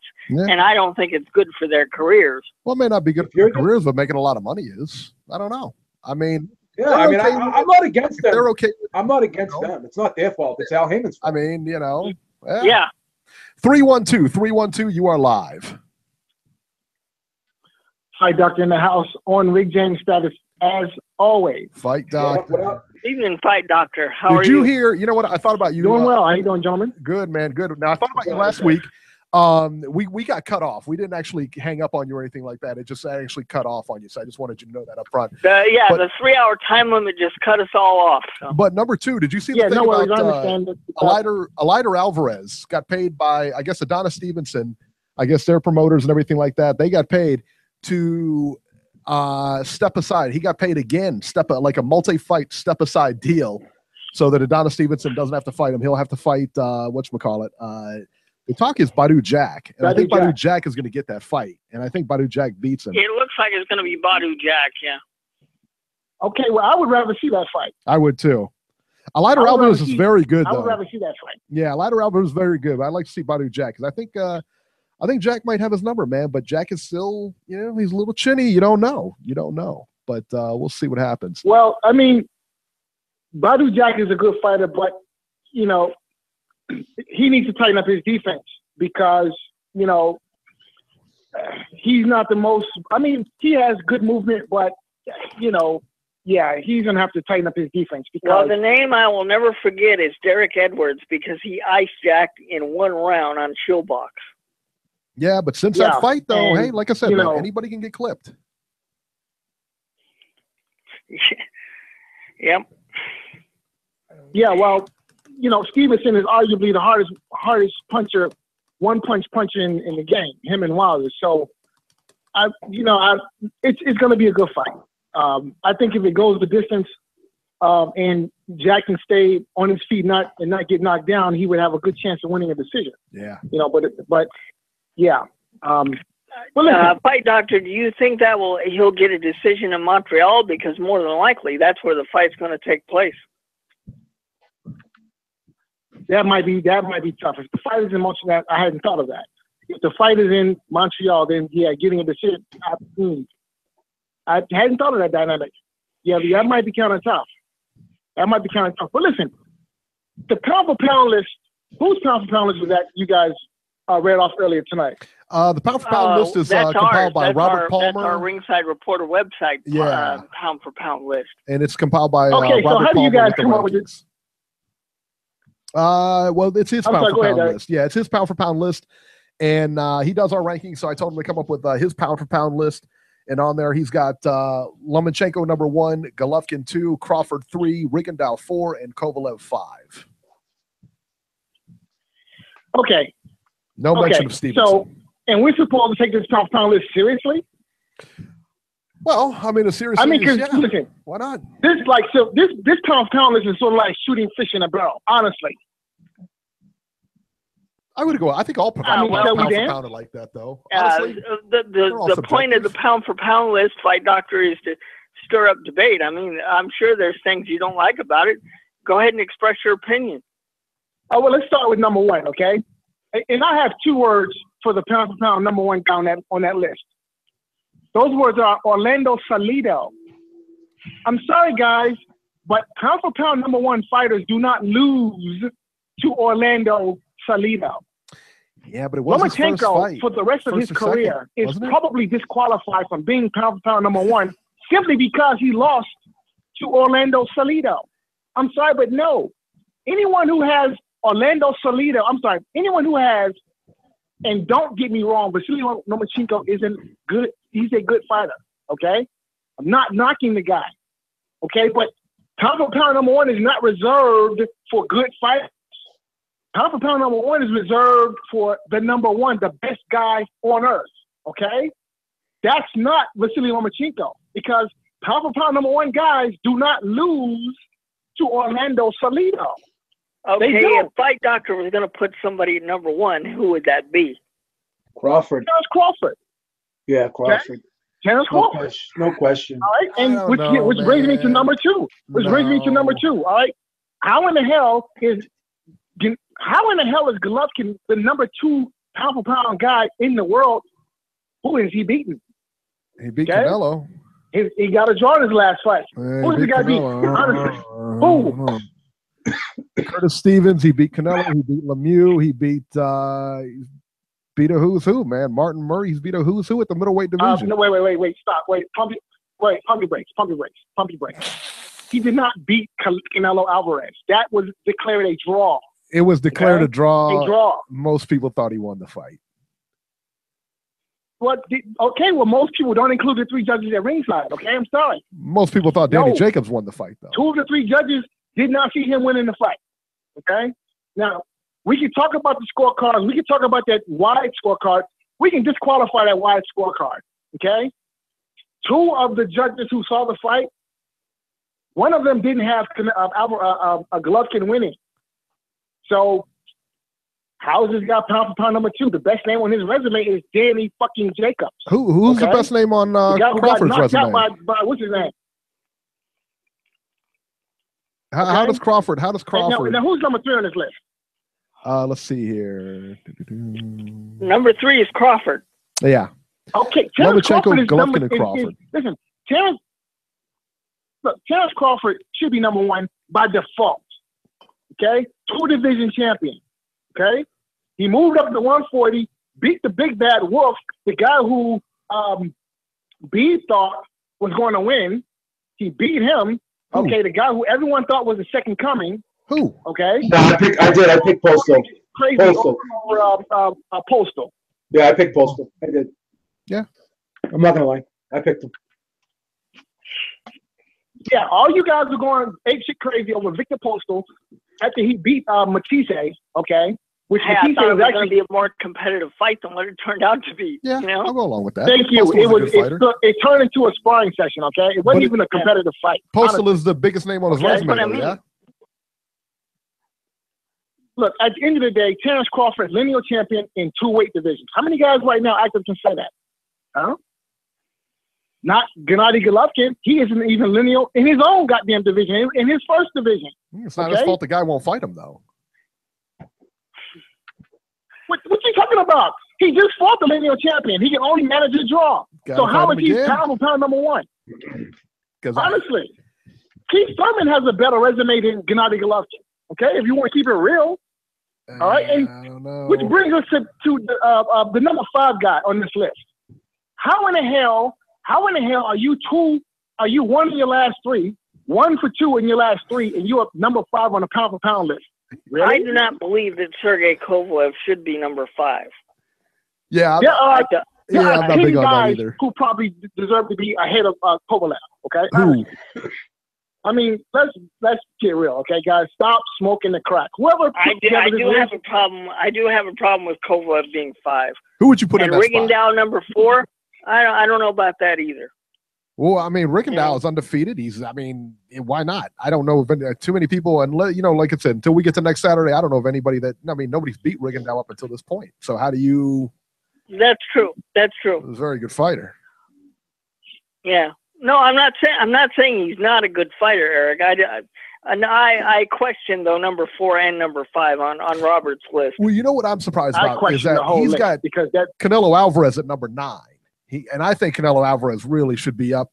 I would have it Triple G and Canelo Alvarez as 1 and 2. Honestly, that's just me. Rounded out with Lomachenko, Rigondeaux. What about where's Anthony Joshua in all this? I mean, wow, you have Lomachenko over Crawford? Yeah, Anthony Joshua should be up there. I think Crawford's the best. Really? I do. All right. Well, we got 2 for Crawford then. Crawford has the best resume.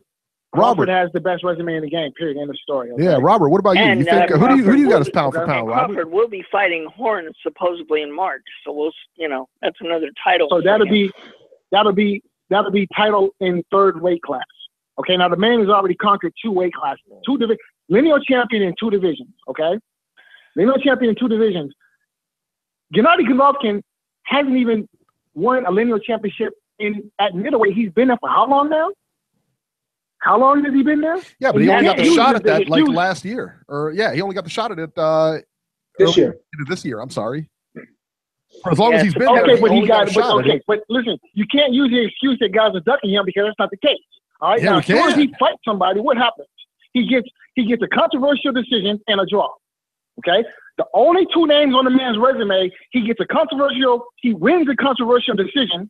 Okay, and now let's be honest. All right, let's be fair. If you're gonna call the Canelo Alvarez fight a win for Golovkin, then let's call the Danny Jacobs fight a win for Jacobs. 100%. Because Jacobs beat Golovkin, okay? 100% If you're gonna be consistent with your logic. 100%. I think he beat him. Yeah, Let's be consistent with our logic here. Yeah, I had the fight scored for Jacobs. Okay. Well, Then how are you going to have? Fight doctor, I've always abdicated, and I still abdicate that Jacobs deserves a rematch. Yeah, but at the end of the day, it's just how are you going to have the guy pound for pound number one? Well, but at the end of the day, it's just like you said. We can't really go on. I mean, like I said, I think he beat Alvarez, but at the end of the day, he didn't get the nod. He got a draw. So you have to leave it where it is. So we can't really count those as wins or losses. So then that brings us back to my original question. How do you consider the man pound for pound number one? If the best name on the guy's resume is Danny Jacobs, then I have to ask the question. How in the hell is beating Danny Jacobs enough to get a guy to be pound for pound number one? That's my question. Please convince me, sir. I'm listening. What did he have? I would love to be convinced. 18 straight knockouts. He hadn't lost. He still hasn't lost. He had 23, Eric. 23. 23 straight knockouts. Hasn't lost. He's never lost. Just had a competitive fight with Danny Jacobs. I didn't think the fight with Canelo was that competitive, to be honest with you. Yeah, I mean, until somebody unseats him, he's like, and Andre Ward was the top, to me anyway, the top pound for pound guy until he retired. So you gotta kind of make a new list. But if again, man, until Golovkin's beat, I don't know how you could say otherwise, man. And Terrence Crawford is up there, but when you got a guy like the most popular guy on his resume is Victor Postol, that's it. That's it. That's the top guy. All right, so then wait. So if knocking out guys, if knocking out a string of bums is the criteria for being pound for pound number one, then why isn't Deontay Wilder high up on your list? Well, please answer this question. Because listen, Curtis Stevens Deontay is not a Wilder bum. has knocked out more bums than David Golovkin has. David Lemieux is fighting for a title in a couple of weeks. He got knocked out. Curtis Stevens is not a bum. Okay, but you're calling the guys that he beat bums and they're not bums. David Lemieux is fighting for a title. Legit That's fighters. nice. Call me when he does something relevant in the middleweight division, okay? Please. Okay, fight doctor, would you agree if he beats Billy Joe Saunders, does he deserve to be a champion? He deserves to be a titleist. You become a champion when you beat a champion. Okay, Billy Joe Saunders is not a champion. He's a pretender. He holds a title. He is not a champion. Canelo Alvarez is the champion at middleweight until he retires, moves up, or gets beat. We've gone over this already, gentlemen. Okay? That's just how it works. Okay? So is Billy Joe Saunders, if you're asking me if Billy Joe Saunders is a good fighter, yes. Okay? Is he the second coming? No. Is he a particularly outstanding middleweight? No. Okay? Beating him, does that make you? I never used the word second coming, fight doctor. So okay, well, I'm just putting it out there. I'm just trying to make myself clear. Okay. So yeah, Billy Joe Saunders is a good fighter. Okay, Sugar Ray Robinson, he isn't. So I'm not going to be particularly impressed if and when David Lemieux beats him. Okay, that's fine. Now impress me. Okay, so if beating David Lemieux qualifies you to be pound for pound number one, then I would suggest that we consider the two previous guys who beat David Lemieux for pound for pound number one status, okay? Well, what's the guy's name? The two guys who beat David Lemieux prior to Golovkin beating them. Why aren't those guys considered for pound for pound number one status, okay? I mean, come on, guys. Listen, we're going to have to be consistent with our logic here, okay?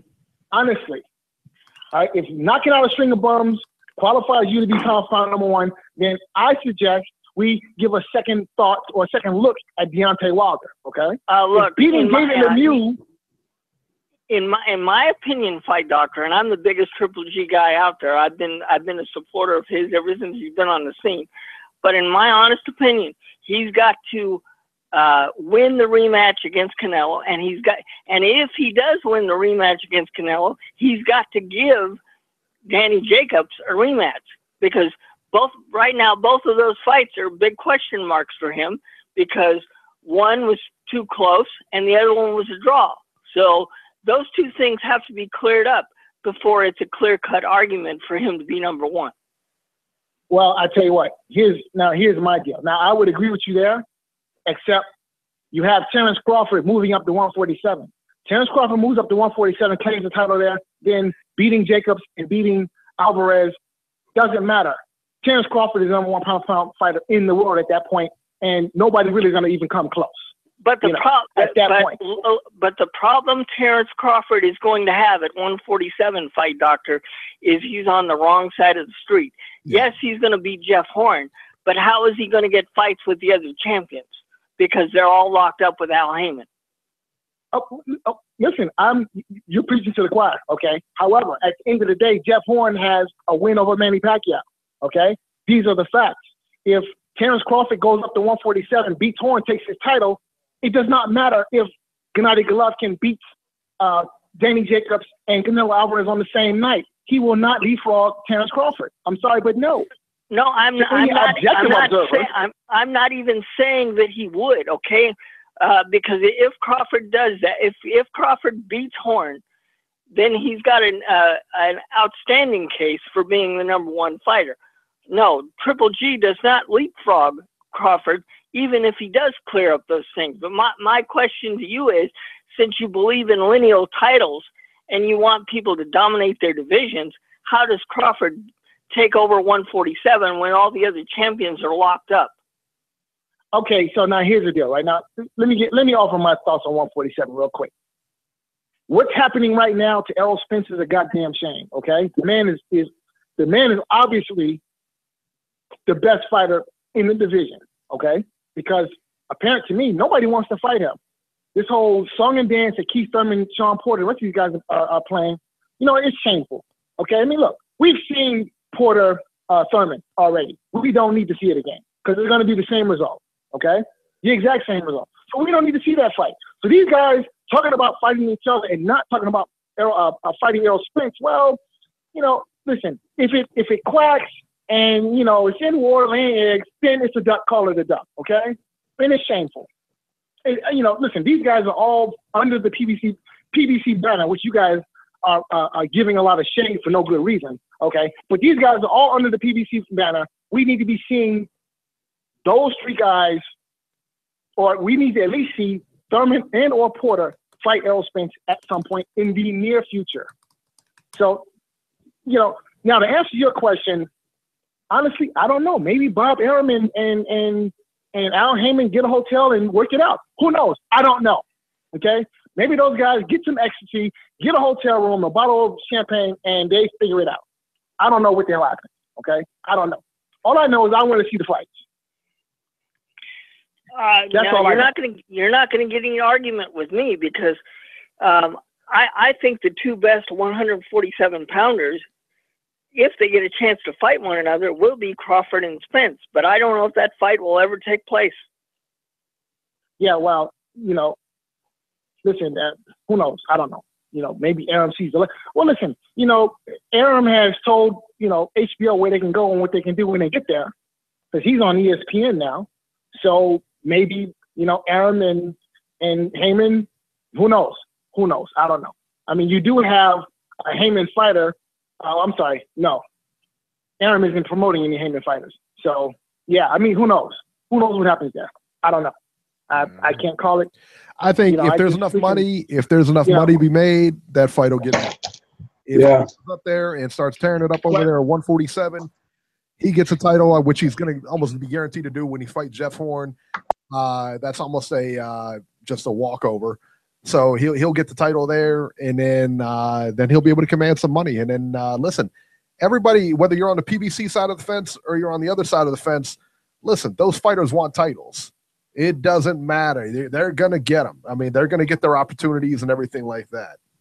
Fight Doctor, we got a loaded card, man. We got to get running, buddy.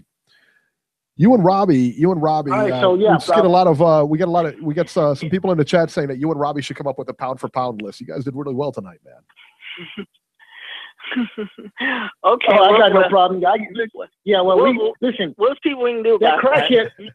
Yeah, well, that crackhead pound for pound list needs to be done away with. Okay, because that's straight crackhead business. Okay. Lomachenko is pound for pound number 1. Get the fuck out of here. Stop with that. Mix me with that bullshit, okay? Please. And I mean, honestly, really, I mean, were you smoking crack? Honestly.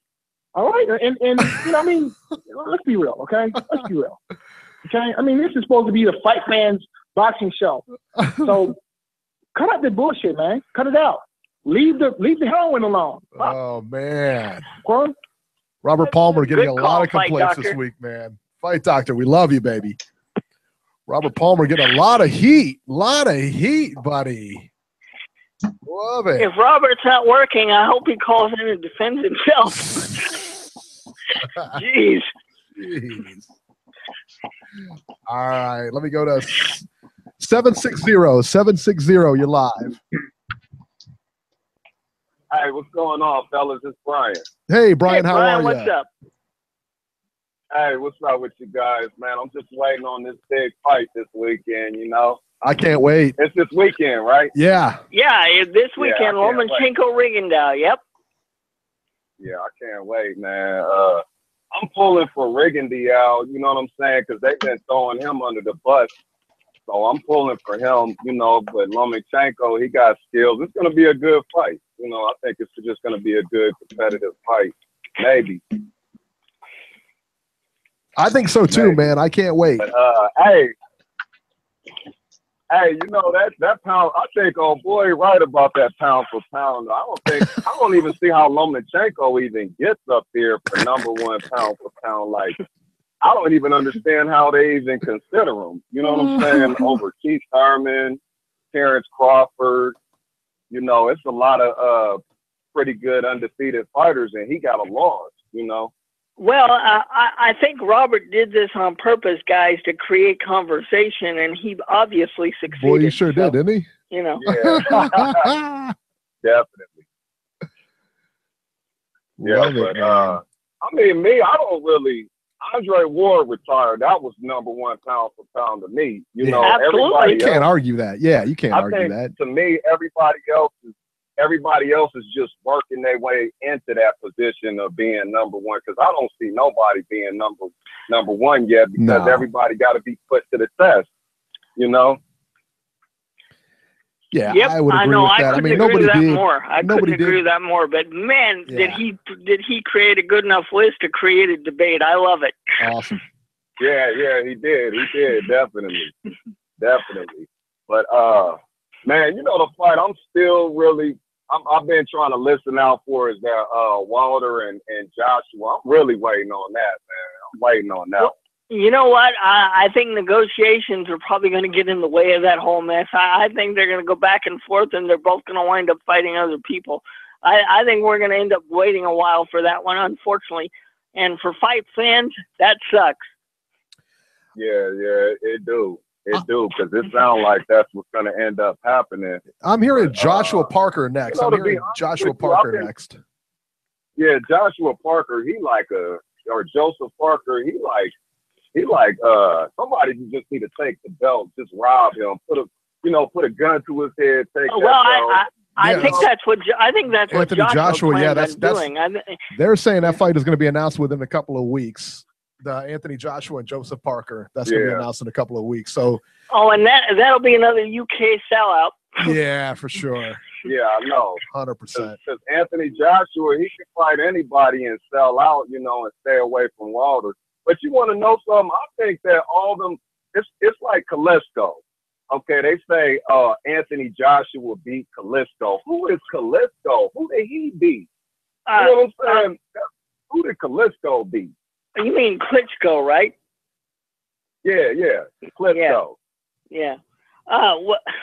Well, Klitschko beat a lot of guys. He was a heavyweight champion for over 10 years before Tyson Fury beat him. I mean, like competitively. You know what I'm saying? Like, who put up a competitive fight with him to where we could say, oh, he was the man. I mean, to me, he beat up a bunch of dudes like Wilder beat up a bunch of dudes, you know? Like, he fought a lot of mandatories. Yeah, he fought his mandatories. And a lot of times those mandatories aren't, you know, the best, the cream of the crop in the sense that, you know. And then when he did end up fighting somebody of his size, at least around his size, he lost. Right. He lost twice. He lost to Anthony Joshua, and he lost to Fury. Tyson Fury. You know what I'm saying? Yeah, Tyson Fury. So it's like, to me, he wasn't even that good. You know, to be rating him and saying, oh, he beat one person, it's better than everybody, you know, Wilder's whole resume and everything like that. I don't even agree with that. And I know Wilder was trying to get that fight with Klitschko before Fury and before Joshua, but Klitschko didn't want to fight him. He didn't give him a shot. You know, I can understand he probably wouldn't have got the money for it, and it's risky, and it's different because with Anthony Joshua, you know, he's going to get paid. He can take that risk, but he's going to get to pay for it. You know what I'm saying? But with Wilder, he'll take the risk and he won't make the money for it, you know? Right. But, you know, I think that if enough people push for that fight and notice all these little excuses that they making to not make the fight, it'll happen. You know, it would just have to be, it's just like with Mayweather and Pacquiao, like the fans, we didn't want to hear nothing what Mayweather was talking about. We like, man, when you going to fight Pacquiao? Right. You know, they didn't care. They said for 5 years, when you going to fight Pacquiao? We don't care. Well, and as you just said, Brian, that one took 5 years. I expect this one to take a while just because of the two sides. They're probably going to go back and forth and argue over different things. And well, I think it's going to be a money issue. It's probably going to be a long, drawn-out negotiation. Yeah, it's going to be a money issue because Joshua's. I mean, they're talking like 70-30 and crazy numbers. It's not going to be. Yeah. You know, I mean, you're looking at a lot closer. I mean, not 50-50, of course, but I think 60-40 in favor of Joshua would be favorable. I mean, you can't. I mean. And yeah, I could see that. I could definitely see that. And whether Deontay Wilder likes it or not, he's going to have to punch his passport and go over to the UK to take that title. Because I don't see Joshua coming over here. Nah, even though it would be bigger over here if they do it at Vegas, because everybody will show up in Vegas. Everybody ain't going to show up all the way overseas. Well, the problem you have, Brian, is he's able to sell out any arena in the UK, and in most places he fights, they're bigger than any of the stadiums we have here, unless you use one of the football stadiums. Oh, yeah, you're right. Yeah. You're right. But sure. You know, a lot of casual fans are starting to get into the whole thing with them too, and they're waiting on the fight too. You know, they're talking about it, so it's starting to cause a buzz. You know. Yeah. So at least it's by far the biggest hyped heavyweight fight that we've heard about in years, guys. You know. Oh, 100%. It's going to be a big fight. We just don't know when it's going to happen. Yeah, that's the big fight on the horizon. What makes me so mad, man. I'll be mad with. I don't care. I'll be mad with you know, the PBC and HBO. All these guys, I'm mad with them because they're not making all these good fights. You know, that'd be the problem. That's the enemy, is the people keeping us from seeing the good fight, you know? Well, in fairness too, though, I mean, it's up to the fighters to take it. You know, that's the other thing too. I mean, we don't know what's being offered behind the scenes. We don't, and I say this a lot, like, we don't know what's being offered. All we know, the fights aren't happening, but are they actually getting the offers? You know, are the offers making it to the tables? And are the fighters taking the fights? Are the fighters turning it down? I mean, look at Keith Thurman. Keith Thurman's a prime example of somebody who can fight Errol Spence at any point and chooses not to. That's the fight we'd like to see. I'd like to see Errol Spence and Keith Thurman. Keith Thurman don't want that fight. Right about that. You know, so it just depends. You're right, you know? about that. Yeah. That's why the whole mentality, the mentality has changed. It's like, if you want to be number one, if you want to say you number one, anybody that thinks they number one, you're supposed to take them out. You know, Right. so Look, I've been following boxing since 1971, guys, and the mentality in the entire sport of boxing has changed. It used to be if a champion was confronted by somebody and he was challenged, the champion would automatically take the fight. Now there's just way too many promoters and way too much politics involved, and you have to throw a boatload of money at two people before you actually get them in the ring anymore. It ain't like it used to be. All about money. It ain't even about pride. It's just money. But then when you think about it, them guys, they was fighting for hardly nothing. Right. You know, so That's I can right. understand. You know, I can understand. You know, it. You know, the whole situation, how it's changed like that. But still, it's like these good fights, they can make them and make money at the same time. That's what I don't get, because you put a good fight together, you're gonna make money. You know.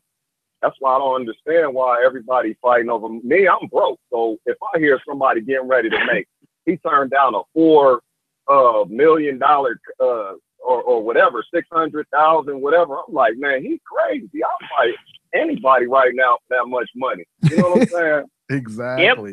Yep. Exactly. All right, Brian.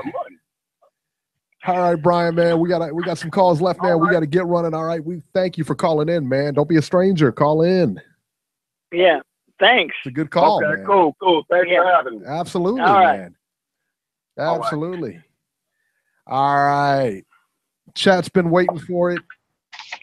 I've been waiting for it. The man. 804, you're live. And he ain't answering. there he is. I'm back. What's up, Corey? Somebody in the chat just said Corey for president. Yes.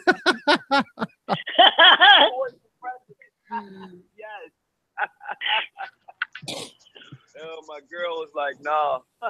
Could you imagine Corey talking boxing in the Oval Office? I cannot. Jeez. Oh, yes. Where do I start, man? All the breaking news, the Sadam Ali upset, Beeb Industries going far underwater than I.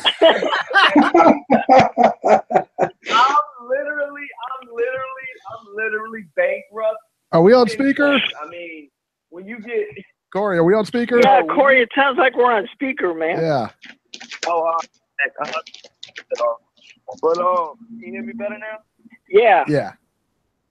All right, listen.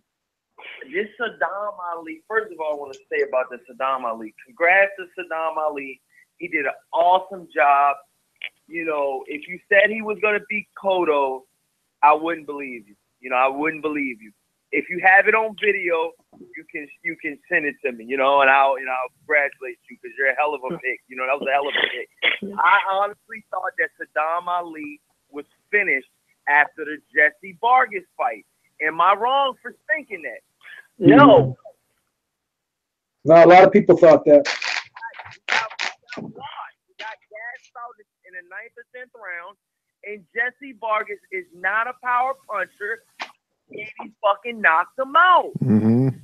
So for Sadam Ali to recover from that and build his resume back up and totally dominate already Miguel Cotto, I was just flabbergasted. I was like, wow, am I watching Sadam Ali or am I watching another fighter? This guy looked like another fighter. I feel like this show should be talking a little bit more about Sadam Ali. I think he's a player at 154. Well, he's going to be now, Corey. Going to be now. Made a great point. There was an interview on Fight Hype, I think. He did an interview on Fight Hype, I think. They said, well, do you think that he's going to go back down to 147? Because they're sparring partners, they're teammates. From Rozier in the camp and everything. He said, man, I almost feel like crying, man. I seen that boy come from nothing. He's been boxing since he was 8 years old. This is a do or die fight for him, man. I almost feel like crying, man. Curtis Stevenson really poured a lot of emotions out for Sadam Ali. From what I'm hearing, man, Sadam Ali is a God-fearing man. He's blue collar. He goes to the gym, goes home, Doesn't really do a whole lot of in-between shit, drugs, alcohol. Doesn't do any of that. He pretty much just goes to the gym, and he has a family. He's Muslim, and he does that. You know what I'm saying? So for one of the good guys to actually win in the sport, man, fucking pat on the back to him, man. I'm happy for him, man. Yeah, friend of the show, hater, man. Friend of the show, Sadam Ali. David Hay talk, I ain't a hater, man. I think yeah, we interviewed him a long time ago. Yeah, I think he's a good guy at heart, man. I think he's got a good soul. You know, he did good. But I really think he's a player, 154. So Curtis Stevenson brought up a good point. Why would he go back down to 147 and vacate the 154-pound title, right? While in the same instance be chasing a 147-pound title, which when the purse bid hits, he's only going to get 25% because he's going to be the challenger. As opposed to being the champion at 154, he gets the 75 split. Do you understand me? Well, not to mention. No, I think you look better at 154. I think he's going to stay there. I was just going to say that. Not to mention, you said, with the fact that he ran out of gas in the Vargas fight, that could have been from cutting weight, and it could have been from any number of things. You know what I mean? Maybe he didn't train right. I don't see that as a problem, but it could have been from the weight cut, and it could be this is just a more comfortable weight for him. I thought he looked great last night. No, he looked fantastic last night. That's the best Sadam Ali I've ever seen. So I think he's a different fighter, man. I mean, let's think about it real quick. Hey, Beebs, are you there? You've been quiet as a church mouse. Are you there? Yeah, I'm here. Yeah. What can I do for you?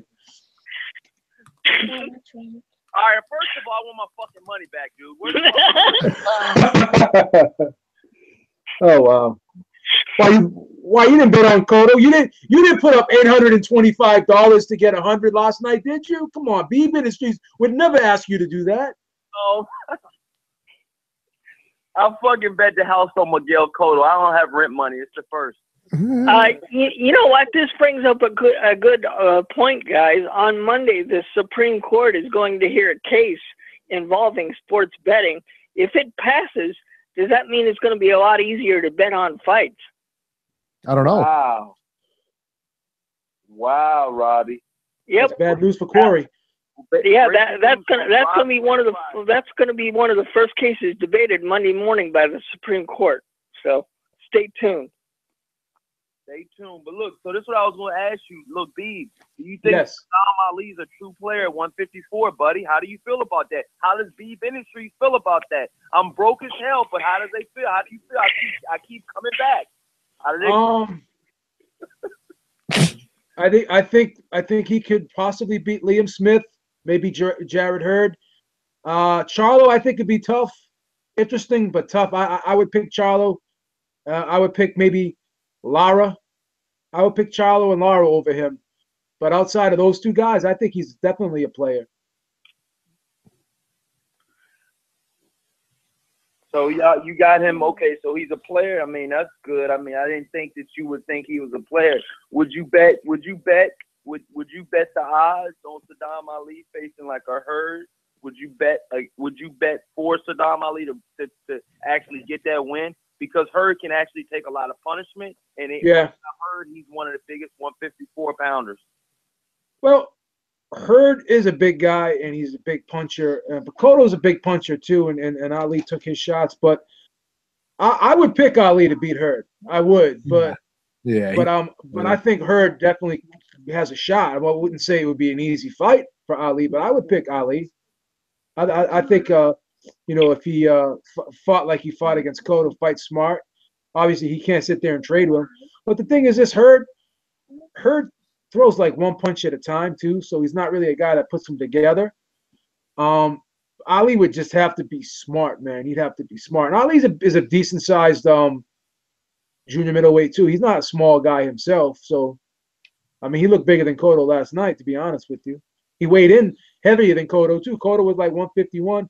Ali was like 153. So, I mean, I think Ali is definitely he's going to be a tough fight for just about anyone. But I still think like a Charlo or a Lara would beat him. I would pick those two guys over him. Yeah.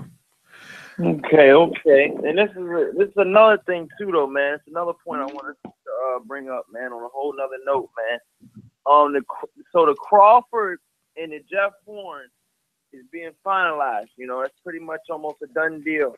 You know, already, and you know, I thought that Horn had a fight coming up, but I guess they're looking totally past that already. So I don't know. Yeah, no, unless it's been canceled, he's got a fight coming up. Couple weeks, yeah.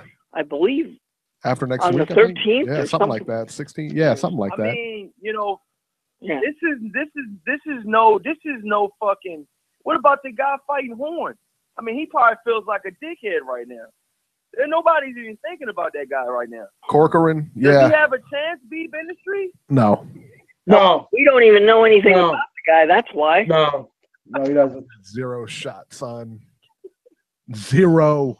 Yo, so look, is this show gonna be about the Lomachenko? Since you know it is coming up this Saturday. Yeah, we talked about it.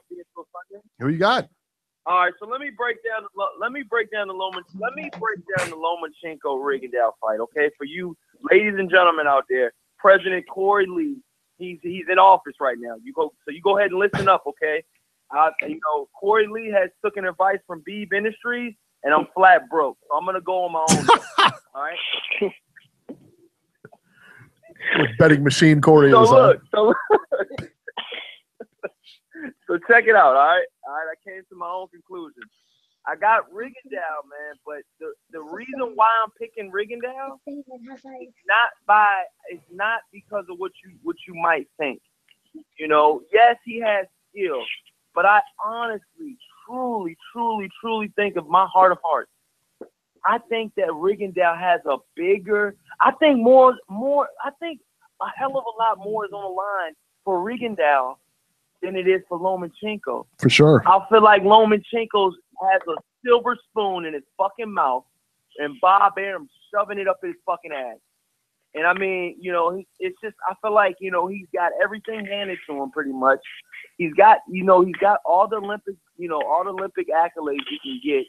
I feel like Rigondeaux, you know, he hasn't never had that backing. He's beating Onito Donaire. He's supposed to go leaps and bounds after that. He went downhill after that. He literally went downhill after that. You would have thought he would have went to the fucking to the moon and back. You know, you thought he would have been 25, 30-0 by now. He might have fought since the Onito Donaire fight. He might have fought 3 or 4 times. That's absurd. That fight was like a couple years ago. So, you know, for me, Corey Lee, listening to this, you know, to this conversation and listening to, you know, Fight Doctor and, you know, the other weirdo that was on there. I mean, you know, I hear everybody's analogy, but the only one that truly matters is what do you really have in your heart? Because you can have all the physical accolades you want, you know. I honestly think that Rigondeaux has it mentally and in his heart of all hearts that he could actually, he knows that he could beat Lomachenko. Lomachenko's lost already. So what do you do when you lose, Beeb? You lose again. You don't just lose one time, you lose again. You know? And I honestly think that. I think it'll be a recurring thing. He got beat. A lot of people say he got robbed in that Salido fight. Do any of y'all believe he got robbed in that Salido fight? Because I sure as hell don't. No, I scored it for Salido. I had Salido winning the fight. So if you think Salido can beat a fucking game Lomachenko, and you think he fucking learned so much more in 4 fights or 3 fights, you're a bigger idiot than I thought you were before we even went on this show. And that's for all the listeners out there. Yeah, Corey's on his shit right now. So you need to be on yours, buddy. Rigondeaux has not lost yet. Rigondeaux has not, and this 90 seconds. is a completely different, you know, this is a completely different, you know, aura about me, you know. I know what the fuck I'm talking about. I'm not going to say shit. I'm saying facts the whole time, you know. Rigondeaux hasn't lost in the fucking pros yet. You know, he might have fought in the amateurs, but who cares? You're in the amateurs to try to get better. The pros is what's really count. You know, a lot of these European guys and these foreign guys get caught up in the amateur rankings and the gold medal. 60 seconds. Don't give a fuck if you want a gold medal. Because half of the guys that won a gold medal ain't doing shit in the pros. Am I wrong? I don't know. Yeah, I don't know. I mean, it's not a guarantee, man. It's not a guarantee, but it's not a guarantee. Yeah. You do your research and you get back to me. I'm telling you right now that a lot of the guys that won medals in the Olympics haven't panned out to be the best pros. Well, Joshua won a medal. Yeah. Andre Ward won a medal. Lennox Lewis, Riddick Bowe. Lennox Lewis won a medal. Yeah, a lot of Evander Holyfield, didn't he win a medal? Yeah, Holyfield. Okay, what about the bronze? Roy Jones. What about Floyd Mayweather? De La Hoya. What about the Asian guy for top rank? Zhu Shiming? Yeah. What about the 10 seconds. That's one guy out of the other one guy out of the 50 we just named. Mentioned, yeah.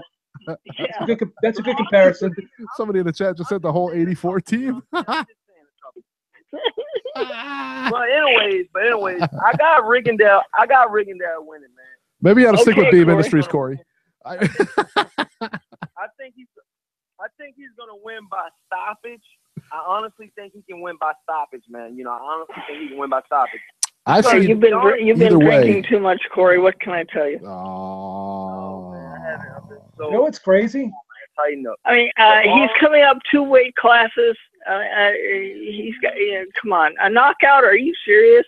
No way. I don't know, man. Listen, man.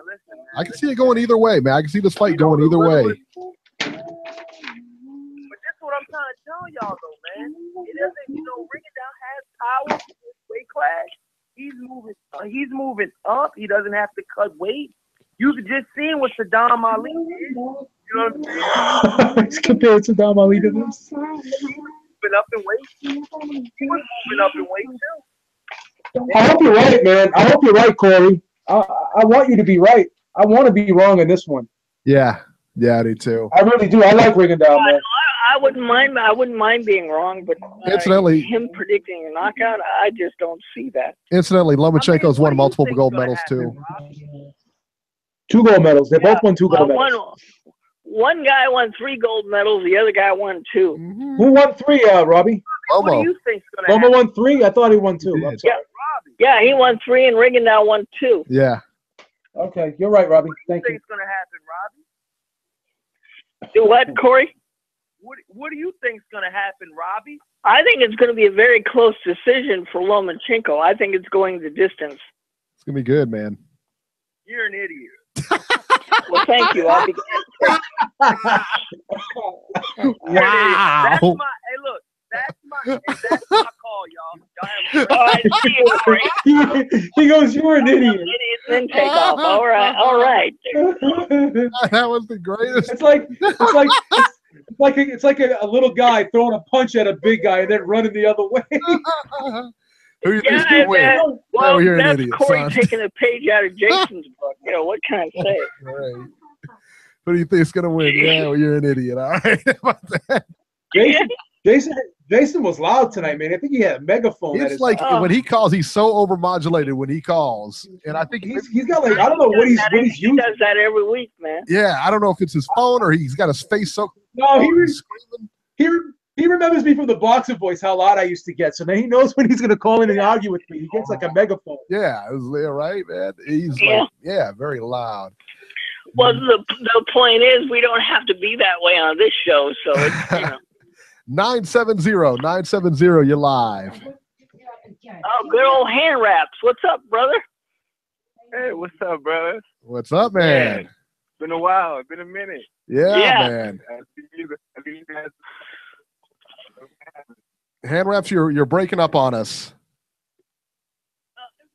We're losing your signal, brother. Are you there? I think we lost him. All right, hand wraps. If you're still there, hang on. We'll come back to you. We're actually going to get to a little bit of a news now. All right. Yeah, we'll come back to him here. Let's see here. So looks like he did drop. Yeah, caller hand wraps has dropped. That sucks because he can't get back in. All right. Oh, that's horrible, man. I know. So we'll have to wait till next week. We haven't heard from hand wraps in a bit, and he calls and he gets disconnected. Yeah, the good old cell phone said it's time for the battery to die. Fire that operator, I tell you what. Fire the fire that blog talk operator. All right. So, all right. So let's go with news and rumors, and we're going to get through these here. Louis Ortiz, the WBC has ruled that heavyweight Louis Ortiz can fight for the WBC title and fight for the WBC. They will put him back in the mix. He will not lose his rating. He'll be able to fight for the WBC title. Ortiz was fined $25,000, and that's it. He will be tested, etc., but no other ramifications. Why even have VADA testing? I don't understand. The WBA like suspended this guy. He's done. WBC said, no, he's okay to fight. Beeb, what do you make of this? I'm sorry, Eric. Would you say that? What's the matter with you? I was talking to Linda. I'm sorry. That's all right. Robert, what do you make of this? Well, Linda's more important than us. That's very much more important. Absolutely. We give him a pass on that one. Robert, what do you make about this? No, Eric, I'll give you my opinion on it. I think it absolutely sucks. I mean, the WBA, even though I called them fucking idiots because they are, at least they had the balls to suspend the guy because he failed, 2 drug tests? And the WBC said, well, we're going to suspend you. And then all of a sudden, they decided to do a 360. I mean, I don't get that. But Mauricio Suleiman, some of his rulings, you can't figure out what this organization is going to do. And that means the Wilder-Ortiz fight will probably be back on. And that's probably who Wilder is going to fight next if Joshua fights Parker. Yeah. I think this whole thing just sucks. Yeah.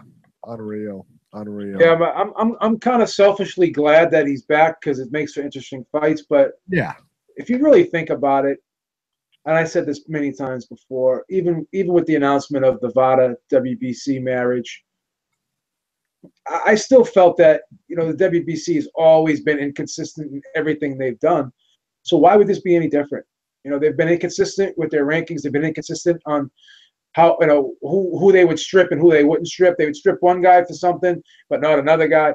They've just never been consistent, and they've never really followed through 100% with anything that they've proposed. And even with these weigh-ins and them with all these title belts they have now, the silver belt and all that, and then now I think they even come up with a rule where they're mandating fighters to defend against other unified champions. Like, remember, Golovkin had the WBC interim title or something like that, and Canelo had the WBC title, and they were like saying, you have to fight him or we're going to strip you. Whereas before, if you had a sanctioned bodies belt, you never had to defend it against another sanctioned bodies belt. So why would you mandate a WBA and an IBF and this is when he had the WBA and just the IBF. Why would you mandate your champion to have to fight a titleist in other sanctioned bodies before? That never happened before. So they just seem to make it up as they go along. So it is what it is. Yeah. Remember the tainted meat in Mexico and all that other stuff? Yeah, all that stuff. So I was always skeptical on how they were going to enforce this. And it turns out they're not, if they, if there's a need, they'll enforce it. If not, no big deal, So, well, the WBC has always been like that. Even when the old man was alive, he always made inconsistent rulings, and the son is just following in the father's footsteps. Yeah. So Tom Loeffler was on social media last night, tweeted out on Saturday afternoon there would be a surprise announcement on HBO, and Superfly 2 was announced. The main event will be Srisaket Rungvisai versus Juan Francisco Estrada. I love the Superfly cards, man. This should be a pretty good one. I actually thought they would be announcing Triple G versus Canelo 2, given the fact that it was a Golden Boy card and Loeffler was there. It seemed like the thing to do, but didn't happen. But Superfly 2 is pretty good. I like it. And I like the matchup. I like Rungvisai and Estrada. I think that's going to be a really, really good fight. And if it turns out to be anything like the first card, even the undercard is going to be well worth watching. So props to Tom Loeffler. Now, there's a promoter that definitely knows how to do his business. Wow. Good for him. Look at Robert. All right. Friend of the show, Tom Loeffler. Yeah. That's right. Beeb. It's time. Brianna, you going to do the train wreck or do I got to do it? Come on. Hurry up. We're waiting on you now. Come on. Ready? Let's go, little Miss Prissy. Let's go. Come on, you're on the clock here. Chugga, chugga, chugga, chugga. Choo, choo. Good job. Look at Beeb. There you go. Slave driver. You're on the clock. Let her get it. Let her get over there at her own time. Unreal. Unbelievable. Beeb.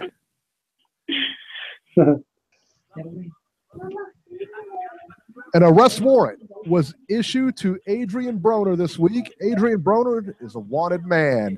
A judge has issued a warrant for the boxer's arrest after he no-showed a hearing in Vegas. This stems, you guys remember the video back in September where he shoved a woman and then punched a guy in the face where the guy was out cold? Yes. He just went partying. He was cited for battery. He was ordered to appear in court on Monday. Didn't show up. Go figure.